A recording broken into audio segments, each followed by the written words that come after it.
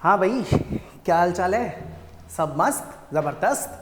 मैं भी एकदम मस्त और एकदम ज़बरदस्त। तो मैं स्वागत करता हूँ आप लोगों का अपने इस चैनल पर जिसका नाम है इन फिजिक्स।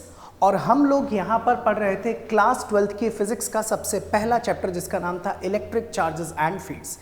अच्छा, इस चैप्टर की पहली क्लास हो चुकी है। जिन बच्चों ने वो फर्स्ट क्लास नहीं देखी वो जा करके हमारे यूट्यूब चैनल पर प्लेलिस्ट चेक कर लो भाई, उसके अंदर वो लेक्चर मिल जाएगा। और इस लेक्चर को देखने से पहले उस वाले लेक्चर को ज़रूर देख लेना।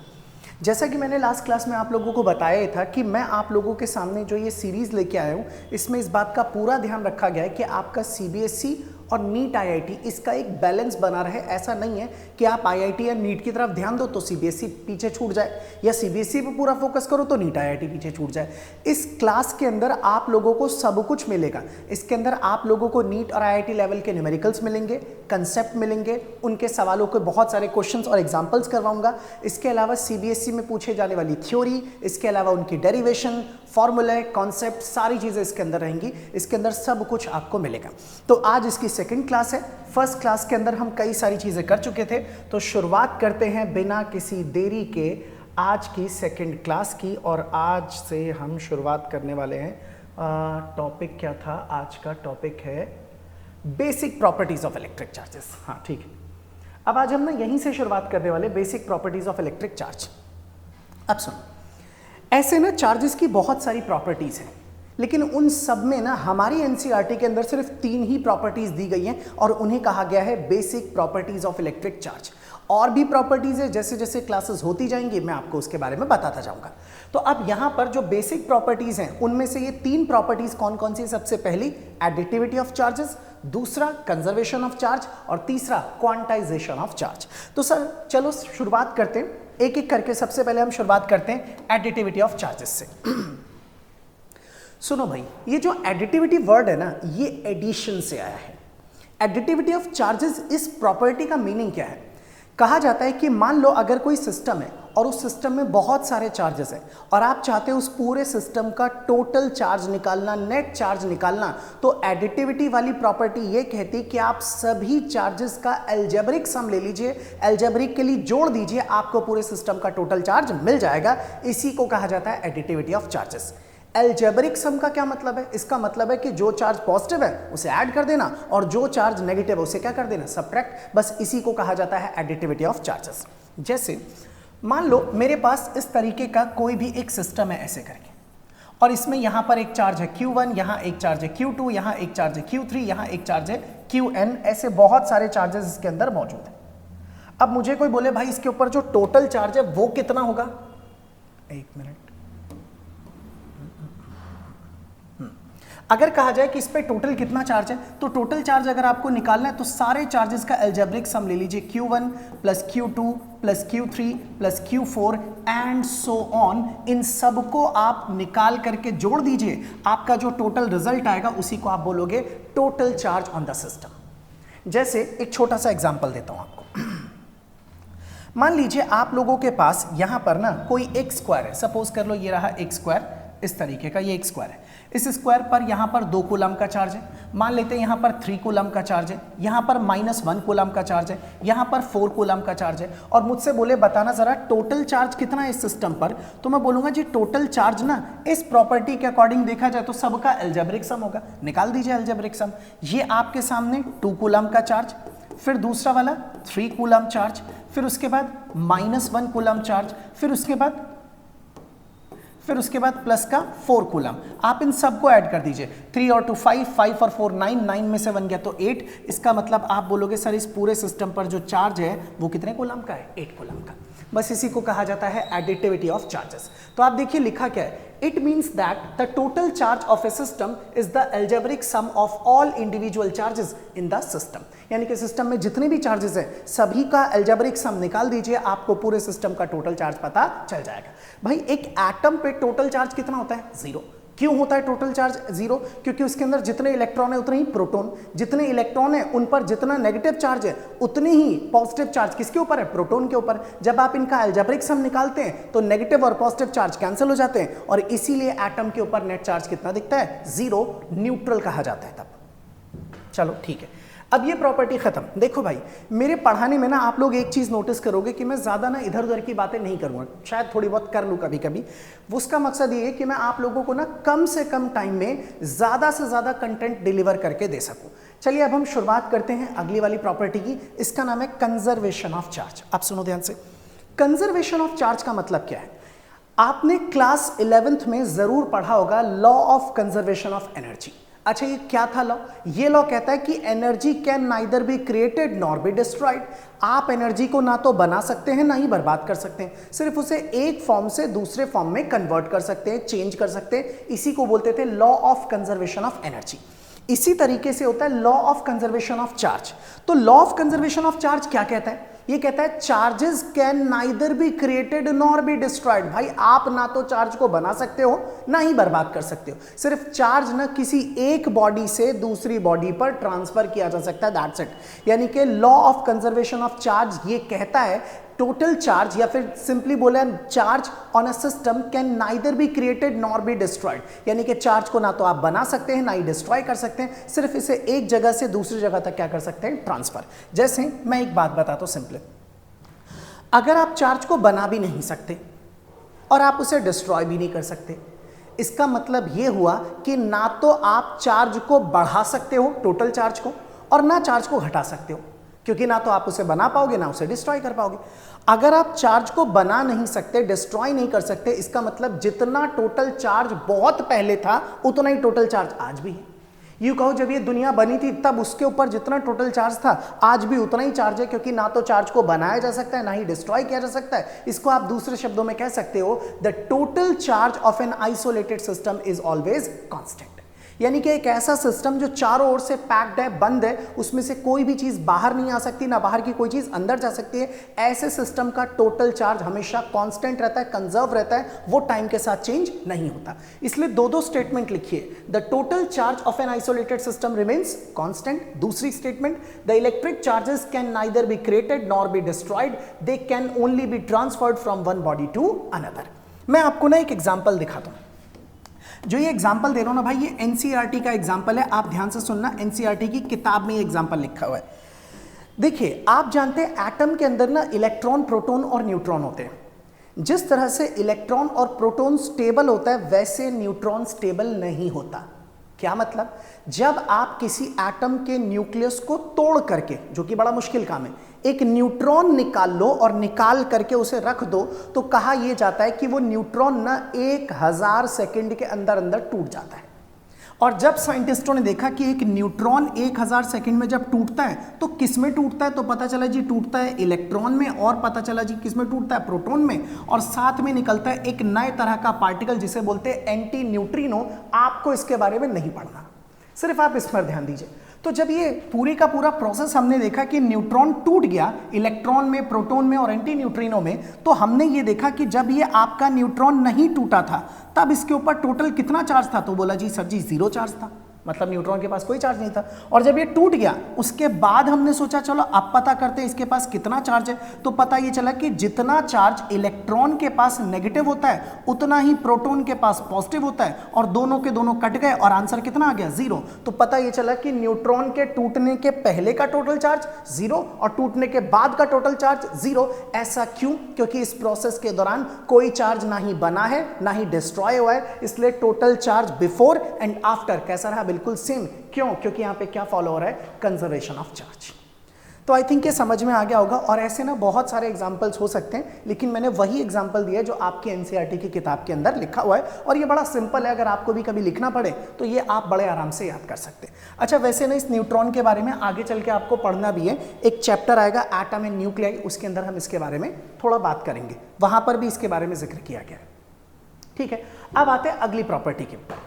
अब आता है क्वांटाइजेशन ऑफ चार्ज। भाई इन प्रॉपर्टीज में ना ये सबसे ज्यादा इंपॉर्टेंट प्रॉपर्टी, और यहां से ना न्यूमेरिकल्स, क्वेश्चंस, एग्जांपल्स सब शुरू हो जाएंगे। तो इसको जरा ध्यान से, तरीके से, इज्जत के साथ और तमीज से देखना। भाई ये है क्या? क्वांटाइजेशन ऑफ चार्ज आखिर किसे कहा जाता है? देखो, सबसे पहले आपको ये टर्म समझना पड़ेगा, what is the meaning of quantization. क्यों बोल रहा हूं ऐसा? क्योंकि जो क्वांटाइजेशन वर्ड है ना भाई, ये आगे और भी जगह इस्तेमाल होगा, ये केमिस्ट्री में भी इस्तेमाल होगा। आगे आप पढ़ोगे, एक टॉपिक आएगा जिसमें पढ़ेंगे क्वांटाइजेशन ऑफ एनर्जी, एक और टॉपिक आएगा जिसमें पढ़ेंगे क्वांटाइजेशन ऑफ एंगुलर मोमेंटम। अभी जो पढ़ रहे हैं वो क्या है? Quantization of charge. तो एक काम करते हैं, जब ये बार बार आने ही वाला है तो एक ही बार समझ के खत्म करते हैं कि what is the meaning of quantization. तो अब आप सुनिए, पहले बता रहा हूं what is the meaning of quantization, फिर पढ़ाऊंगा क्वांटाइजेशन ऑफ चार्ज किसे कहा जाता है। तो देखो, क्वांटाइजेशन क्या होता है, किसे कहते हैं? किसी भी क्वांटिटी को आप क्वांटाइज्ड तब कहोगे जब वो कुछ फिक्स अमाउंट में ही मिल पाए, हर पॉसिबल अमाउंट में ना मिले तो आप बोलोगे कि वो चीज क्या है? क्वांटाइज्ड। इसका क्या मीनिंग है मैं समझाता हूं, एक एग्जांपल देता हूं, ध्यान से सुनना। मान लीजिए आप बाजार से, दुकान से आटा खरीदने गए। जब आप आटा खरीदोगे और दुकानदार को बोलोगे कि भाई मुझे 1 किलो आटा दे दे, तो वो आपको 1 किलो आटा तोल करके दे देगा। अगर आप उसे बोलोगे कि मुझे 2 किलो आटा चाहिए, तो वो आपको 2 किलो आटा भी तोल के दे सकता है। अगर आप उसे बोलोगे मुझे 1 किलो 50 ग्राम आटा चाहिए, तो वो आपको 1 किलो 50 ग्राम आटा भी तोल करके दे सकता है। आप उसे जो मन करे वो अमाउंट बोल दो, आप बोलोगे 1.658 किलोग्राम्स ही मुझे चाहिए, तो वो आपको उतने किलोग्राम आटा भी दे देगा। यानी कि आटे की कोई भी क्वांटिटी पॉसिबल है, यानी कि आटे की जो क्वांटिटी है वो क्वांटाइज्ड नहीं है, आप इसे किसी भी अमाउंट में ले सकते हो। लेकिन अगर आप लोगों को फ्रूट वाले से, फल वाले से केले खरीदने हो, तो उसकी क्वांटिटी क्वांटाइज्ड है। आप उससे अगर केले खरीदोगे तो या तो 1 केले खरीद सकते हो, या 2, या फिर 3, या फिर 4, या फिर 5, या फिर 12, लेकिन ये नहीं हो सकते कि भाई आप मुझे ना 2.5 केले दे दो, यानी कि 2 पूरे और 1 आधा। तो 2.5, ये जो अमाउंट है 2.5, ये अमाउंट ना केले के केस में नहीं बनता, नहीं दिया जाता, तो इसलिए आप बोलोगे कि केले की जो क्वांटिटी है ना वो क्वांटाइज्ड है। अगर आप किसी क्लास में बैठे हैं और आपकी क्लास के अंदर नंबर ऑफ स्टूडेंट्स बैठे हैं कुछ, तो आपकी क्लास में जो नंबर ऑफ स्टूडेंट्स बैठे हैं उनकी क्वांटिटी भी क्वांटाइज्ड है, यानी कि उस क्लास में या तो 10 बच्चे होंगे, या फिर 11, या फिर 12। ऐसा नहीं हो सकता कि एक क्लास है जिसके अंदर 12.5 बच्चे बैठ के पढ़ रहे हैं, भाई ये पॉसिबल ही नहीं है। इसी तरीके से जब आप एक क्वेश्चन पेपर देते हैं जिसके अंदर क्वेश्चंस लिखे होते हैं, तो उसमें जो नंबर ऑफ क्वेश्चंस होते हैं उनकी क्वांटिटी भी क्या होती है? क्वांटाइज्ड, क्योंकि उस पेपर के अंदर या तो 10 क्वेश्चन होंगे या फिर 11। 10 और 11 के बीच में 10.5 क्वेश्चंस का कोई पेपर नहीं होता। इट मीन्स दैट कि ऐसी क्वांटिटी जो किसी भी अमाउंट में मिल जाए, जो मन करे वो बोल दो, उससे आप बोलोगे कि वो क्वांटाइज्ड नहीं है। और ऐसी क्वांटिटीज जो कुछ फिक्स अमाउंट में ही मिले, उससे आप बोलोगे कि वो चीज क्या है? क्वांटाइज्ड। अब आई थिंक समझ में आ गया होगा what is the meaning of quantization. अब मैं एक बात बताता हूं, अब हम बात करते हैं कि what is the quantization of charge. इसका मतलब ये कि आप अपनी मर्जी से कुछ भी लिख दोगे कि मान लो बॉडी पे इतना चार्ज है, तो वो पॉसिबल नहीं है। हो भी सकता है वो चार्ज एग्जिस्ट करे और हो सकता है वो चार्ज एग्जिस्ट ना करे। मतलब जिस तरह से मैंने बताया ना कि क्वांटाइज्ड है चार्ज, मतलब चार्ज की कुछ ही वैल्यूज पॉसिबल है। कुछ का मतलब है तो बहुत सारी वैल्यूज, लेकिन ये नहीं कि आप कुछ भी अमाउंट अपनी मर्जी से लिख दोगे, बोलोगे इतना चार्ज है। क्या मीनिंग है, आप इधर ध्यान देना, सुनो। मान लीजिए आप लोगों के पास इस तरह की कोई भी एक छोटी सी या बड़ी सी कोई एक बॉडी है। मैंने क्या किया, इसके अंदर ना एक इलेक्ट्रॉन ले जाकर के इसके अंदर डाल दिया। एक इलेक्ट्रॉन डाला, सिर्फ एक इलेक्ट्रॉन। अगर आप इसमें एक इलेक्ट्रॉन डालोगे और मैं बोलूं बताना जरा अब इसके ऊपर कितना चार्ज आ गया, तो आप बोलोगे सर आपने एक इलेक्ट्रॉन डाल दिया तो इसके पास एक इलेक्ट्रॉन का चार्ज आ गया, क्योंकि इलेक्ट्रॉन डाला है तो जो चार्ज आएगा वो कैसा आएगा? नेगेटिव। अगर मैं इसके अंदर एक और इलेक्ट्रॉन डाल दूं तो आप बोलोगे ठीक है सर, एक और इलेक्ट्रॉन डाल दोगे तो अब इसके पास जो हो जाएगा वो 2 इलेक्ट्रॉन का चार्ज हो जाएगा। अगर मैं इसके अंदर एक और इलेक्ट्रॉन डाल दूं तो अब आप बोलोगे सर अब इसके पास जो चार्ज होगा वो -3 इलेक्ट्रॉन के बराबर हो जाएगा। लेकिन अगर मैं इसके अंदर 100 इलेक्ट्रॉन डाल दूं, अब कितना चार्ज होगा? तो आप बोलोगे सर कोई बात नहीं, अब इसके पास चार्ज होगा 100 इलेक्ट्रॉन्स का। लेकिन अगर मैं तुम्हें बोलूं कि मेरे पास एक बॉडी है और जिसके पास ना 7.5 इलेक्ट्रॉन का चार्ज है, कितना? 7.5 इलेक्ट्रॉन्स का चार्ज है, तो आप बोलोगे सर कैसी बात कर रहे हो, ऐसा हो ही नहीं सकता, क्योंकि 7.5 नंबर ऑफ इलेक्ट्रॉन्स पॉसिबल नहीं है। इसका मतलब किसी भी बॉडी पर अगर चार्ज होगा तो या तो 1 इलेक्ट्रॉन का होगा, या 2 इलेक्ट्रॉन का होगा, या 3 इलेक्ट्रॉन का होगा, या 100 इलेक्ट्रॉन का होगा, या 50, या 1000, या लाख, या करोड़। लेकिन जब भी होगा तो ऐसा ही होगा। ये नहीं हो सकता कि किसी बॉडी के पास 12.5 इलेक्ट्रॉन का चार्ज हो, क्योंकि 12 इलेक्ट्रॉन तो पॉसिबल है, लेकिन जो 12.5 यानी कि 0.5 इलेक्ट्रॉन, आधा इलेक्ट्रॉन एग्जिस्ट नहीं करता। इसीलिए 1 इलेक्ट्रॉन के बाद सीधा अगला चार्ज 2 इलेक्ट्रॉन का होगा। अगला चार्ज 3 इलेक्ट्रॉन का, उसका अगला 4 इलेक्ट्रॉन, 3 और 4 इलेक्ट्रॉन के बीच में कोई भी चार्ज एग्जिस्ट नहीं करता। इट मींस दैट कि अगर आप इलेक्ट्रॉन डाल रहे हो तो इस पे नेगेटिव चार्ज आ रहा है। मान लो मैं इलेक्ट्रॉन निकालना शुरू कर दूं तो इसके ऊपर कौन सा चार्ज आ जाएगा? पॉजिटिव। इसका मतलब ये सारे के सारे पॉजिटिव भी हो सकते हैं और नेगेटिव भी। अगर आप इलेक्ट्रॉन डाल रहे हैं तो नेगेटिव चार्ज आएगा और अगर आप निकाल रहे हैं तो कौन सा चार्ज आएगा? पॉजिटिव। इसी को अगर मैं सिंपल और जनरल मैनर में लिखना चाहूं, जनरलाइज्ड मैनर में, तो आप ऐसे बोल सकते हो कि ये एक बॉडी है, आपने इसके अंदर कोई इलेक्ट्रॉन डाल दिया, मान लो एक इलेक्ट्रॉन डाला, एक के बजाय अगर आप n इलेक्ट्रॉन डालते हो तो आप बोलोगे सर एक इलेक्ट्रॉन का चार्ज E है, आपने n इलेक्ट्रॉन डाले तो उसका टोटल चार्ज कितना हो गया? Ne। और अगर इलेक्ट्रॉन इसके अंदर डाल दिया है तो ये चार्ज कैसा हो जाएगा? नेगेटिव। और अगर इलेक्ट्रॉन निकाल लिए तो यही चार्ज कैसा हो जाएगा?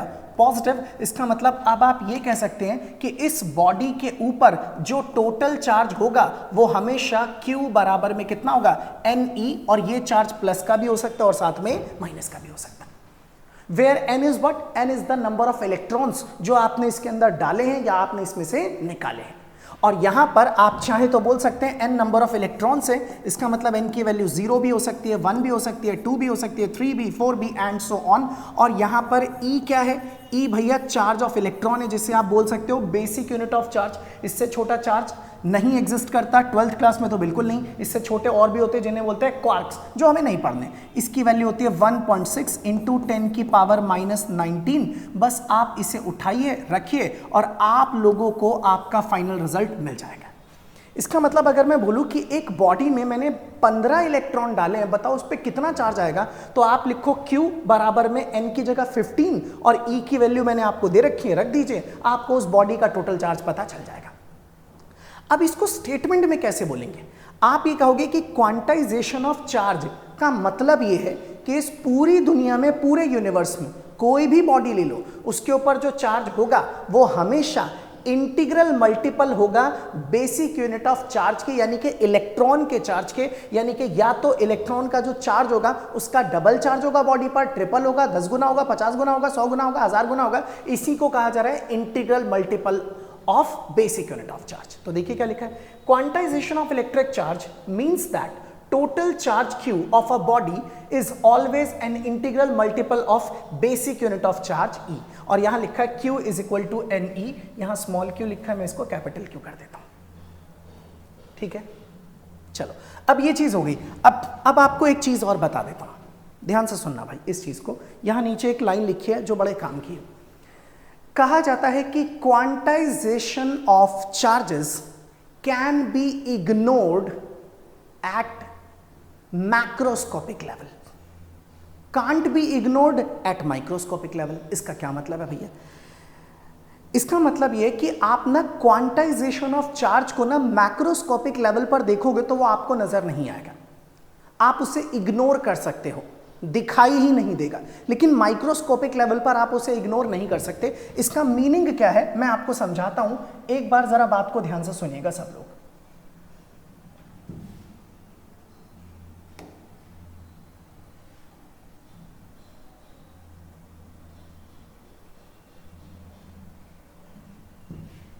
एक मिनट, हाँ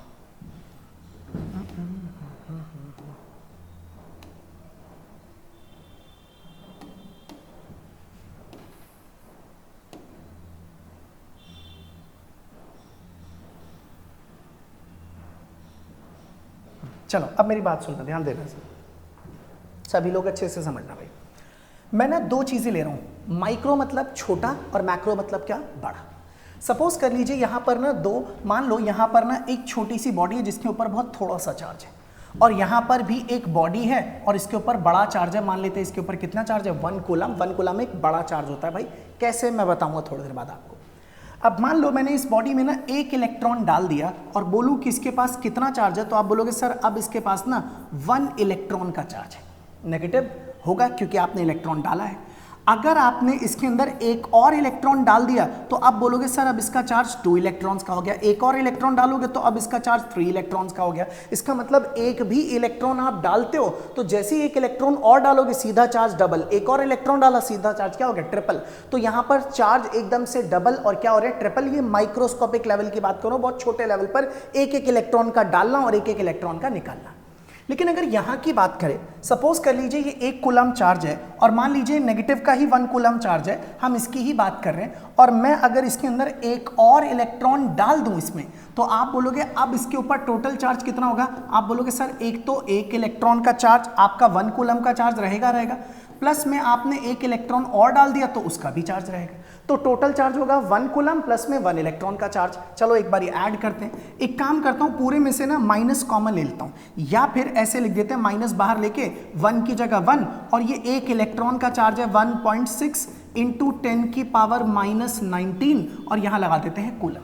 अब अगर मैं इसे लिखूं तो माइनस का 1 ब्रैकेट प्लस में, इसको अगर मैं लिखूं तो क्या लिखूंगा 0.00000019 बार और लास्ट में 16, और बोलूंगा इतना चार्ज होगा। अच्छा अगर मैं 1 में इसको ऐड भी कर दूं तो ये 1.0000 चलते चलते लास्ट में 16 और फिर कूलम। अब मैं बोलूं इसको क्या लिख सकते हैं? आप बोलोगे सर इसको लगभग वापस क्या लिख पाओगे? 1 कूलम ही लिख पाओगे। अब देखना मैक्रोस्कोपिक बड़े चार्जेस के अंदर जब मैंने 1 इलेक्ट्रॉन डाला तो टोटल चार्ज पर कोई असर पड़ा ही नहीं, ऑलमोस्ट चार्ज कैसा रहा? बिल्कुल सेम। लेकिन यहां 1 इलेक्ट्रॉन डालते ही सीधा चार्ज डबल या फिर क्या हो गया? ट्रिपल। इसका मतलब माइक्रोस्कोपिक लेवल पर क्वांटाइजेशन ऑफ चार्ज नजर आता है, आप उसे इग्नोर नहीं कर सकते। लेकिन मैक्रोस्कोपिक लेवल पर, बड़े चार्जेस के लेवल पर जहां ज्यादा चार्ज है, उसमें 1-2 या थोड़े बहुत इलेक्ट्रॉन का डालना और निकालने से टोटल चार्ज पर कोई भी असर होता हुआ नजर नहीं आता। इसीलिए बोलते हैं कि मैक्रोस्कोपिक लेवल पर क्वांटाइजेशन ऑफ चार्ज को इग्नोर कर देते हैं, जबकि माइक्रोस्कोपिक लेवल पर हम इसे इग्नोर नहीं कर सकते। और ये सवाल एनसीईआरटी के अंदर है, मैं भी दिखाता हूं आपको। इसीलिए मैं एक छोटा सा एग्जांपल देता हूं आपको। ये ना आप ऐसे समझ लो कि मान लो मैं अगर आपसे बोलूं कि आपके हाथ में मैं गेहूं के 5 दाने रख रहा हूं, 1 2 3 4 5। अब आप उसको देखोगे तो देखते ही आपको दिखेगा अरे तो 5 थे। अगर मैं उसमें से एक दाना निकाल के फेंक दूं या खा लूं तो आप उसे तुरंत देख के बोलोगे भाई यहां पहले 5 थे, अब कितने रह गए? 4। तुमने इसका मतलब एक खा लिया या फिर फेंक दिया। लेकिन उसी जगह पर अगर मेरा पूरा हाथ गेहूं से भरा हो और उसमें से मैं 4 दाने निकाल लूं या उसमें डाल दूं और बोलूं अब बताओ, तो आप बोलोगे सर अब तो कुछ फर्क नहीं पड़ा, पहले भी गेहूं के दाने इतने ही थे, अभी भी इतने ही है, पहले भी पूरा हाथ भरा हुआ था गेहूं के दानों से, अभी भी उतना ही भरा है। इसका मतलब बड़े लेवल पर छोटे मोटे चेंजेस नजर नहीं आते, लेकिन छोटे लेवल पर छोटे मोटे चेंजेस साफ साफ नजर आते हैं। इसीलिए कहा गया कि मैक्रोस्कोपिक लेवल पर क्वांटाइजेशन ऑफ चार्ज नजर नहीं आता, हम उसे इग्नोर कर सकते। इसीलिए यहां पर आपके सामने लिखा हुआ है क्या, देखिए जरा, For macroscopic charges for which n is a very large number, quantization of charge can be ignored. मैं आपको एक बार ना बुक में दिखाता हूं।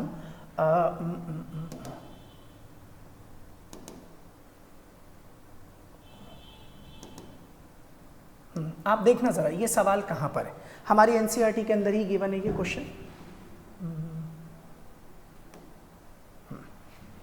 अब देखना भाई, इसे देखना, ये एनसीईआरटी के अंदर सवाल है और थियोरेटिकल क्वेश्चन है भाई, ठीक है। ऐसा नहीं है कि खाली न्यूमेरिकल ही न्यूमेरिकल्स करने हैं, आपको थ्योरी लिखनी भी आनी चाहिए। और ये ना मैं होमवर्क भी दे रहा हूं आप लोगों को कि ये सवाल आपको घर पे खुद प्रैक्टिस करनी है, लिख करके देखना है। ये देखो मैं इसको थोड़ा बड़ा ही कर देता हूं पहले, और ये लो ताकि तुम्हें साफ साफ दिखाई दे। हाँ ये देखो, ये रहा सवाल, ध्यान देना भाई सब लोग।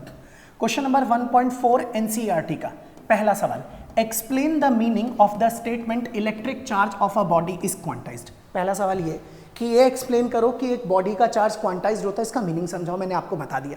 फिर इसी का दूसरा पार्ट है B part, why can one ignore quantization of electric charge when dealing with macroscopic यानी कि लार्ज स्केल चार्जेस। इसका मतलब ये कह रहे हैं कि जब हम बड़े चार्जेस के साथ डील करते हैं तब क्वांटाइजेशन ऑफ चार्ज को इग्नोर कर देते हैं, इसको बताइए। तो भाई मैंने आपको ए और बी दोनों ही समझा दिया। अब आपका ये होमवर्क है कि घर पर आप इसे लिख करके जरूर देखें, एक बार लिख करके एक बार देखना। अगर आपको लिखने में कोई परेशानी होती है, दिक्कत होती है, तो भाई कमेंट में मुझे बता देना, मैं फिर आप लोगों को इसको अच्छा सा तरीके से लिखवा दूंगा। और मैं देखता हूं कि आप लोगों तक ये जो पढ़ा रहा हूं, जो भी पीडीएफ है या होमवर्क है, वो कैसे भेजा जाएगा, टेलीग्राम पर भेजेंगे, किस पर भेजेंगे। आप कमेंट करना कि अगर आपको इसका पीडीएफ वगैरह चाहिए तो मुझे आप कमेंट करोगे, तो भाई मैं कमेंट के हिसाब से फिर डिसाइड करूंगा कि आप तक ये कैसे आए, ठीक है। चलिए ठीक है, वापस हम अपने टॉपिक पर आते हैं। तो अब आपको ये क्वांटाइजेशन ऑफ चार्ज क्लियर हो गया। सिंपल एक फॉर्मूला है, Q is equal to plus minus N E, N number of electron, E charge of electron यानी कि बेसिक चार्ज जो है, और Q जो है वो बॉडी का चार्ज है। अगर आपको ये सब कुछ क्लियर है तो चलिए अब तैयार हो जाइए न्यूमेरिकल्स करने के लिए। ठीक है, तो शुरुआत करते हैं न्यूमेरिकल्स से।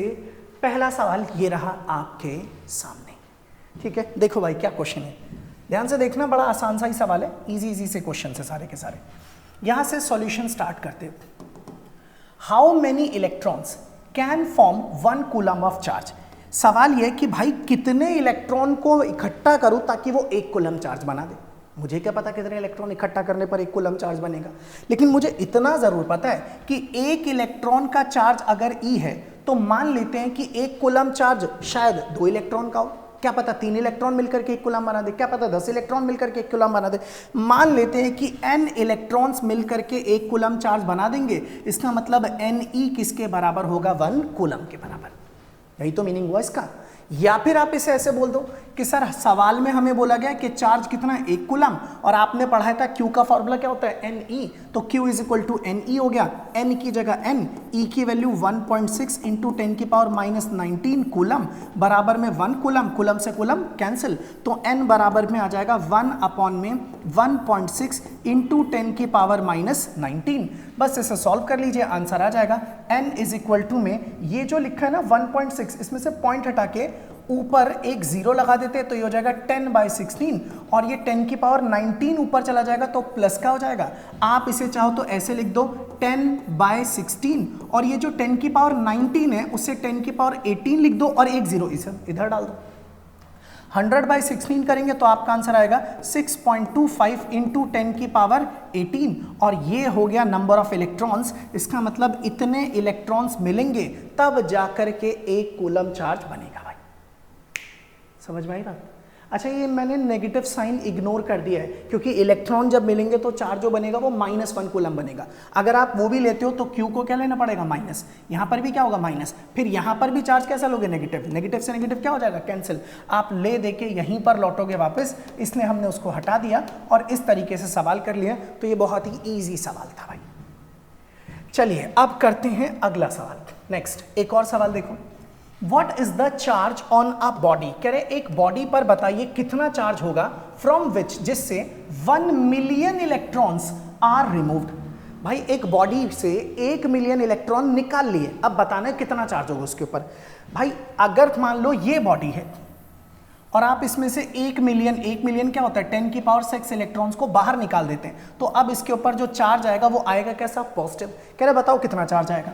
अच्छा, आप इसको अगर फॉर्मूले के अकॉर्डिंग करते हैं, मतलब सिंपल है, तो नंबर ऑफ इलेक्ट्रॉन्स कितने निकाले, 10 की पावर 6, और क्या बताना है, चार्ज। तो Q का फॉर्मूला क्या होता है, Ne। अब Q की इलेक्ट्रॉन निकाले गए इसलिए जो चार्ज होगा वो कैसा होगा, पॉजिटिव। N कितना आपके पास, 10 की पावर 6, E की वैल्यू 1.6 इंटू 10 की पावर माइनस 19, आप इसे लिखेंगे तो ये हो जाएगा 1.6 इंटू 10 की पावर माइनस 13, और यहाँ लिख दीजिए कूलम। तो आप कह सकते हैं कि इसके पास टोटल इतना चार्ज आ जाएगा, वो भी प्लस का। ठीक है ना, धीरे धीरे सवालों का लेवल बढ़ता जाएगा, बट हाँ शुरुआत हमें यहीं से करनी पड़ेगी। अब आते हैं अगले सवाल पर। नेक्स्ट क्वेश्चन ये रहा आपके सामने। देखो भाई क्या लिखा है, सवाल को अच्छे से समझना। Which of the following charge is not possible. कह रहे ये 4 ना आपके सामने ऑप्शन है, इनमें से कौन सा वाला चार्ज पॉसिबल नहीं है, ये हमारा क्वेश्चन है। चलो पता करते हैं कि कौन सा वाला पॉसिबल है और कौन सा नहीं है, और कैसे पता करना है वो भी मैं आपको सिखाता हूं, ध्यान देना जरा। अब ये चार्ज पॉसिबल है या नहीं, मान लो अगर ये पॉसिबल है तो ये शायद 10 इलेक्ट्रॉन का चार्ज हो, 5 इलेक्ट्रॉन का चार्ज हो, 20 इलेक्ट्रॉन का चार्ज हो, पता नहीं कितने इलेक्ट्रॉन्स का चार्ज है। पता करते हैं कितने इलेक्ट्रॉन्स का ये चार्ज है, और ये पता करना बड़ा आसान है क्योंकि आपको ये फॉर्मूला पता है कि Q बराबर में कितना होता है, Ne, और अगर मैं यहाँ से n लिखूंगा तो n बराबर में कितना हो जाएगा, Q अपॉन E। अब मैं बार बार Q बराबर Ne, n बराबर Q अपॉन E इतना टाइम नहीं खराब करूंगा, सीधा n निकालना है तो जो भी चार्ज दे रखा है उसको E से क्या कर दो, डिवाइड, आपको n मिल जाएगा। तो n बराबर में चार्ज आपके पास कितना है, 3.2 इंटू 10 की पावर माइनस 19 अपॉन में E की वैल्यू 1.6 इंटू 10 की पावर माइनस 19, ये और ये कैंसिल, इसको इससे कट किया तो 2 आ गया, n बराबर 2 आ गया। तो आप बोलोगे सर ये वाला चार्ज तो पॉसिबल है, इसका मतलब इन्होंने पूछा कौन सा पॉसिबल नहीं है, ये चार्ज पॉसिबल है क्योंकि कितने इलेक्ट्रॉन का चार्ज है, 2 इलेक्ट्रॉन का। इसका मतलब ये हमारा आंसर नहीं है, हमें वो ढूंढना है जो गलत है, जो पॉसिबल नहीं है। इसे चेक करते हैं।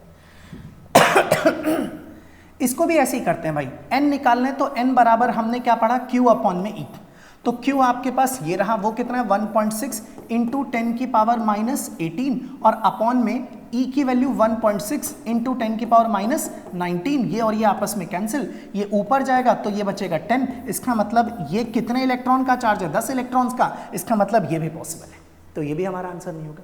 अब इनको देखते हैं, बाकी के जो दो बच गए, इसको जब आप देखेंगे तो यहां पर भी n बराबर में कितना हो जाएगा, q अपॉन में e। q की वैल्यू कितनी है 1.6 इंटू 10 की पावर माइनस 20 और नीचे e की जगह पर 1.6 इंटू 10 की पावर माइनस 19। ये और ये आपस में कैंसिल, पता है 10 की पावर माइनस 20 और नीचे 10 की पावर माइनस 19 ये कट होंगे तो 10 की पावर माइनस 1 बचेगा।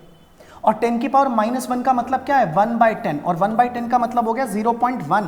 इसका मतलब ये कितने इलेक्ट्रॉन का चार्ज है, 0.1 इलेक्ट्रॉन का चार्ज है। कैसी बात कर रहे हो, ऐसा नंबर तो पॉसिबल है ही नहीं। नंबर ऑफ इलेक्ट्रॉन 0.1 पॉसिबल हो ही नहीं सकते। इसका मतलब ये वाला चार्ज पॉसिबल नहीं है। इन्होंने बोला कौन सा चार्ज पॉसिबल नहीं है, तो आप बोलोगे sir ji option C is correct, ये वाला चार्ज पॉसिबल नहीं। अभी एक और बाकी है, वो भी चेक करते हैं, देखते हैं जरा। अब अगर मैं इसे भी निकालूं तो एक काम करो, ये मैं नहीं बता रहा, ये होमवर्क है तुम्हारा। आप लोग ना कमेंट में बताना कि ये चार्ज पॉसिबल है कि नहीं। हालांकि मैंने ये कर दिया, लेकिन ये करने की जरूरत नहीं थी, आप देख के भी बता सकते थे। भाई इलेक्ट्रॉन का चार्ज कितना होता है 1.6 इंटू 10 की पावर माइनस 19 और ये लिखा है 10 की पावर माइनस 20। ये चार्ज तो इलेक्ट्रॉन से भी छोटा है और इलेक्ट्रॉन से छोटा चार्ज पॉसिबल नहीं है, तो इसको करने की जरूरत नहीं थी, ये देख के ही बता सकते थे। लेकिन क्योंकि सिखा रहा हूं तो पहली बार मैंने करके दिखा दिया। जो मैंने इन तीनों में किया वही आप इसमें करोगे और कमेंट में ये बताओगे कि सर जी हाँ क्वेश्चन नंबर 6 का ऑप्शन डी जो है क्या वो चार्ज पॉसिबल है या फिर पॉसिबल नहीं है। मां की कसम है बता देना भाई, मत बताना। चलो एक और सवाल देखते हैं, नहीं तो बोलेंगे कि भाई सर जी बड़े गंदे हैं भाई, मां की कसमें दे दे करके सवाल का जवाब पूछ रहे हैं। अरे यार देखो, माँ की कसम तो देने की क्या ही बात है। आप लोग यहाँ बैठे हो, पढ़ रहे हो, ध्यान दे रहे हो, फोकस कर रहे हो, क्यों? क्योंकि आप लोगों की आंखों में एक सपना है अपने आप को सक्सेसफुल देखने का, अपने माँ बाप की नज़रों में वो खुशी देखने का जिसके लिए वो दिन रात मेहनत कर रहे हैं। पता है जब ना हम लोग पढ़ते हैं, मैं पढ़ाता हूँ या आप लोग पढ़ते हो और मान लीजिए आप पढ़े, आपका IIT में खूब अच्छा सिलेक्शन हो गया, आप नीट के अंदर खतरनाक टॉपर बन करके निकल गए, तो समाज ज़माना हमें बच्चों को, स्टूडेंट को ये बोलता है कि भाई बच्चे ने बड़ी मेहनत की, बड़ी मेहनत की, बड़ी मेहनत की। लेकिन रियलिटी में वो मेहनत सिर्फ आपकी नहीं होती भाई, उस मेहनत में ना बराबर का हिस्सा या यूँ कहो कि ज़्यादा ही हिस्सा तुम्हारी माँ और तुम्हारे बाप का होता है, तुम्हारी मम्मी और तुम्हारे पापा का होता है। एक्चुअल में ना वो मेहनत ना तुम्हारी माँ करती है, जो सुबह तुम्हारे उठने से पहले तैयार कर देती है तुम्हारे खाने के लिए, तुम्हारा ब्रेकफास्ट, तुम्हें स्कूल जाने के लिए, रेडी होने के लिए सारी चीज़ें प्रोवाइड करती है। तुम सिर्फ उन चीज़ों को, कपड़ों को पहनते हो, खाते हो, नहाते हो, धोते हो और चले जाते हो अपना स्कूल, इंस्टीट्यूट, कोचिंग या जो करना है वो करते हो आप लोग, क्योंकि आपको वो सारी चीज़ें मिल जाती। इसमें मेहनत होती है आपके पिताजी की, आपके बाप की। बाप वर्ड मतलब तुम्हें लगे खतरनाक बोल रहे हो, लेकिन ऐसा नहीं है। हमारे पिताजी की, हमारे फादर की इसमें भी मेहनत होती है कि वो भी हमारे उठने से पहले ही तैयार होकर के अपना ऑफिस चले जाते हैं, दिन भर मेहनत करते हैं ताकि महीने के आखिर में उनको एक सैलरी मिले और उससे मैं अपने बच्चों की ज़रूरत की जो जो चीज़ें हैं वो ला के दे सकूँ, चाहे किताबें हो, चाहे इंस्टीट्यूट की फ़ीस हो, चाहे आपका फ़ोन हो, आपका इंटरनेट हो, वाईफाई हो, जो भी खर्चे हैं वो सारे कर सकें। सोचिए अगर ये सब लोग, ये हमारे मम्मी पापा अपना अपना रोल ना प्ले करें, सिर्फ आपको छोड़ दें, तो आप सोचो आपको खुद डिसाइड करना पड़ेगा कि सुबह उठ के मुझे क्या बनाना है, पैसे कहाँ से आएंगे, कपड़े क्या पहनूंगा। इसका मतलब ना कुछ चीज़ें ऐसी होती है जो हमें ना नज़र नहीं आती कि मैं नीट की तैयारी कर रहा हूँ, IIT की तैयारी कर रहा हूँ, तो हमें लगता है कि मैं ही मेहनत कर रहा हूँ। नहीं बेटा, आप लोगों को वो एनवायरनमेंट देने के लिए आपके माँ बाप भी बहुत ज़्यादा मेहनत करते हैं। इसलिए ना कभी भी जैसे मैं कोई सवाल पूछूं या कभी भी कैसे हो, तो खुद से ऑनेस्ट रहो। ऐसा नहीं कि टीचर कसमें खिला रहा है कि ऑप्शन जवाब जरूर बता के जाना, तब तुम बोलोगे हाँ इसने माँ की कसम खिलाई है तो मैं जवाब देता हूँ। वो आपके ऊपर है। आप अगर सीरियस हो, आप अगर सोचते हो कि हाँ तुम्हारे माँ बाप इतनी मेहनत करते हैं, तो उसके लिए फिर भाई अपने सवाल का जवाब देना। ये मैं थोड़ा इमोशनल हो गया, मैं वैसा बंदा हूँ नहीं, लेकिन कभी कभी हो जाता हूँ। मैं वैसे नहीं बैठता, बट मैं यहाँ बैठ गया। चलो कोई नहीं, देखो ध्यान से, अगला सवाल स्टार्ट करते हैं। नेक्स्ट क्वेश्चन क्या है? An object has charge of 1 coulomb, एक ऑब्जेक्ट पे 1 कूलम का चार्ज है, एंड गेन्स 5.0 इंटू 10 की पावर 18 इलेक्ट्रॉन्स। उसके पास 1 कूलम का चार्ज है और इतने इलेक्ट्रॉन और उसको मिल गए हैं। The net charge on the object becomes, अब बताइए इस ऑब्जेक्ट पर नेट चार्ज कितना होगा। टर्म 1 2021-22 में आया हुआ है भाई पेपर के अंदर। चलो देखते हैं जरा इसका सॉल्यूशन स्टार्ट कर रहे हैं, ध्यान दीजिएगा सब लोग। यहां से इसके सॉल्यूशन में जैसा बोला है बिल्कुल वैसा करो। कह रहे भाई आपके पास कोई एक ऑब्जेक्ट है, लो जी ये ऑब्जेक्ट हो गया गंदा सा, इसके पास पहले से 1 कूलम का चार्ज है, इसके अंदर हमने और इलेक्ट्रॉन डाल दिए। कितने इलेक्ट्रॉन डाले? 5 × 10⁻18। तो अब बताइए इस पर नेट चार्ज कितना है। तो मैं बोलूंगा यार नेट चार्ज अगर निकालना है तो नेट चार्ज हो गया Q। पहले से कितना चार्ज था सर जी? 1 कूलम का। कितने इलेक्ट्रॉन और डाल दिए? तो इतने इलेक्ट्रॉन डाल दिए। तो इतने इलेक्ट्रॉन मतलब 5 × 10⁻18 इलेक्ट्रॉन डाल दिए। और एक इलेक्ट्रॉन का चार्ज कितना है? 1.6 × 10⁻−19 कूलम। ये ना मैंने कुछ नहीं किया, ये Q बराबर में क्या लगा है? Ne। आप चाहो तो ऐसे लिख दो Q = 1 कूलम प्लस में Ne नंबर ऑफ इलेक्ट्रॉन कितने डाले वो और इनटू में E, बस। तो 1 की जगह 1 रख दिया, इसकी जगह ये, और बीच में डाल दिया प्लस। और क्योंकि इलेक्ट्रॉन डाले गए हैं इसलिए ये जो चार्ज होगा वो पॉजिटिव के बजाय कैसा होगा? नेगेटिव, क्योंकि इलेक्ट्रॉन निकालते तो पॉजिटिव चार्ज आता, इलेक्ट्रॉन डालें इसलिए कैसा चार्ज आएगा? नेगेटिव। अब इसको सॉल्व कर दो। अब आप इसे लिखोगे 1 की जगह 1 रहने देते हैं, यहां पर आ जाएगा -1.6 × 5 कितना हो जाएगा? 8, और 10⁻−19 और 18 तो ये हो जाएगा 10⁻−1, यानी कि आप इसे लिखेंगे 1 माइनस में 0.8, आपका रिजल्ट आएगा 0.2 कूलम। Option number D. चलो ठीक है, नेक्स्ट क्वेश्चन। ये देखो यार, ये जो सवाल होंगे ना, ये जिसमें ना ऐसे लिखा होगा क्वेश्चन नंबर 7, इसका मतलब ये ना आप लोगों के लिए अलग से क्वेश्चन डाले गए हैं, या तो प्रीवियस ईयर है या फिर प्रैक्टिस के लिए एक्स्ट्रा क्वेश्चन डाले गए। और जिनके अंदर ऐसे लिखा होगा ना एग्जाम्पल 1.1 और ब्रैकेट में लिखा होगा NCERT, इसका मतलब ये NCERT के एक्सरसाइज के सवाल है, या ऐसे ही NCERT लिखा होगा तो इसका मतलब वो NCERT के एग्जाम्पल्स हैं। तो मैं इसके अंदर CBSE, NEET, IIT सब इंक्लूड कर रहा हूँ, इसलिए आप लोगों को इसके अंदर NCERT के क्वेश्चंस भी देखने को मिलेंगे। अभी देखो ये NCERT का एग्जाम्पल है, और ये सबसे पहला एग्जाम्पल है NCERT की किताब का 1.1, और ये एग्जाम्पल बड़ा आसान सिंपल है, और इससे आपको एक बात भी जानने को मिलेगी। और वो बात क्या है मैं आपको पहले पढ़ाता हूं, देखिए ध्यान से। देखो क्या लिखा है सवाल में, और बड़ा सिंपल सा सवाल है, बड़े आराम से आप कर भी पाओगे। If 10⁻9 electrons move out of a body to another body, कह रहे अगर 10⁻9 इलेक्ट्रॉन्स एक बॉडी से दूसरी बॉडी में मूव कर रहे हैं एवरी सेकेंड, वो भी हर सेकेंड में, how much time is required to get a total charge of 1 coulomb on the other body. तो कह रहे दूसरी बॉडी पर 1 कूलम चार्ज आने में टोटल कितना वक्त लगेगा, यानी कि आपको टाइम बताना है। चलो हम एक काम करते हैं, मान लेते हैं कि ये रही आपके पास एक बॉडी, ठीक है, और ये रही आपकी दूसरी वाली बॉडी यहां पर, और ना एक बॉडी से दूसरी बॉडी में इलेक्ट्रॉन जो है वो ट्रांसफर हो रहे हैं। तो मैं इसको इस तरीके से दिखा देता हूं कि इसमें से इलेक्ट्रॉन इधर की तरफ ट्रांसफर हो रहे हैं, और वो भी कितने इलेक्ट्रॉन ट्रांसफर हो रहे हैं जी? ट्रांसफर हो रहे हैं 10⁻9 इलेक्ट्रॉन्स, वो भी पर सेकेंड। हर सेकेंड में 10⁻9 इलेक्ट्रॉन इस बॉडी से इसमें जा रहे हैं, और ये बोल रहे हैं कि इसके ऊपर 1 कूलम चार्ज होने में कितना टाइम लगेगा। यही तो हमारा सवाल है कि 1 कूलम चार्ज। अच्छा, इलेक्ट्रॉन इसमें जा रहे हैं तो इस पर नेगेटिव चार्ज आएगा, और इसके ऊपर कैसा चार्ज आएगा? पॉजिटिव। लेकिन ये पूछा गया कि कितने टाइम में 1 कूलम चार्ज आ जाएगा। चलो देखते हैं, मुझे क्या पता कितने टाइम में आएगा, लेकिन देखो जरा क्या लिखा है सवाल में। जैसे बोला है उसके हिसाब से चलते हैं। 1 सेकंड में 10⁻9 इलेक्ट्रॉन, यानी कि ऐसे बोल दो 10⁻9 इलेक्ट्रॉन्स को ट्रांसफर होने में 1 सेकंड का वक्त लगा। सिर्फ 1 सेकंड में 10⁻9 इलेक्ट्रॉन ट्रांसफर हुए। तो बताना 1 इलेक्ट्रॉन ट्रांसफर होने में कितना टाइम लगता होगा। तो बोलोगे सर 1 इलेक्ट्रॉन ट्रांसफर होने में 1/10⁹ सेकंड का वक्त लगेगा। मैं इसमें यूनिटरी मेथड इस्तेमाल कर रहा हूँ, बिल्कुल वैसे ही कि 10 पेंसिल अगर 50 रुपए की है तो 1 पेंसिल कितने की होगी। ऐसे ही 10⁻9 इलेक्ट्रॉन को ट्रांसफर होने में अगर 1 सेकंड लगा तो 1 इलेक्ट्रॉन को ट्रांसफर होने में कितना टाइम लगेगा? 1/10⁹ सेकंड्स। अब 1 इलेक्ट्रॉन अगर ट्रांसफर होता है तो 1 इलेक्ट्रॉन अपने साथ कितना चार्ज ले जाएगा? उतना जितना उसके पास है। कितना? 1.6 × 10⁻19 कूलम। तो आप ये भी तो बोल सकते हो कि सर जी 1.6 × 10⁻19 कूलम चार्ज आने में इतना सेकंड लग रहा है, तो 1 कूलम चार्ज आने में कितना सेकंड लगेगा? उसके लिए आप लिखोगे 1 कूलम चार्ज आने में, आप इसे नीचे ले आइए, कितना वक्त लगेगा? 1/1.6 इंटू 10⁻⁻19 इंटू 10⁻9। जी इतना सेकंड लगेगा, बस यही हमारा आंसर है। इसको सॉल्व कर लेते हैं, रिजल्ट आपके सामने आ जाएगा और कामयाबी आपके कदम चूमेगी। ठीक है, इसको सॉल्व करते हैं, देखना जरा, यहां पर कर रहा हूं, देखिए।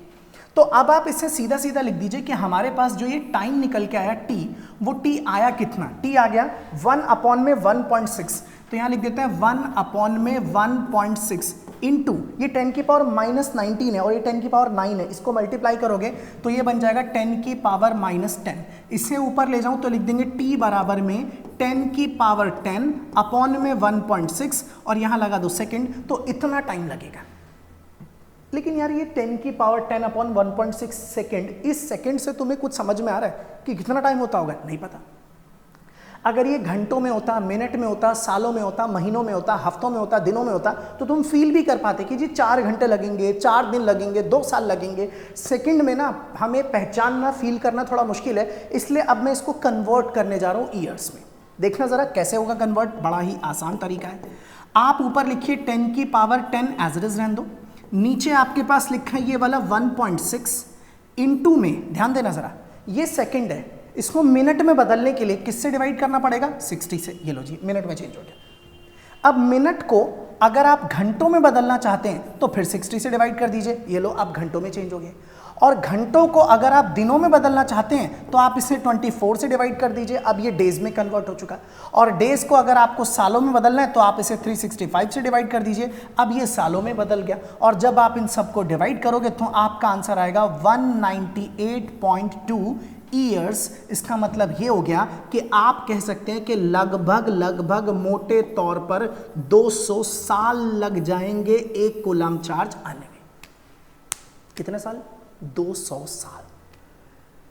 सोचो जरा, 1 सेकंड इतना कम टाइम है और 10⁻9 इतने सारे इलेक्ट्रॉन इतने कम टाइम में ट्रांसफर हो रहे हैं, फिर भी सिर्फ एक कूलम चार्ज आने में 200 साल लग जाएंगे। इससे पता लगता है कि एक कूलम चार्ज कोई छोटा मोटा चार्ज नहीं होता, बड़ा चार्ज। भाई एक 200 साल का मतलब अगर एवरेजली 60 साल की भी एक पीढ़ी मानी जाए ना, तो तीसरी पीढ़ी के बाद भी 20 साल और लगेंगे, तब जाकर के एक कूलम चार्ज आ पाएगा। इसका मतलब 1 कूलम कोई छोटा मोटा चार्ज नहीं होता।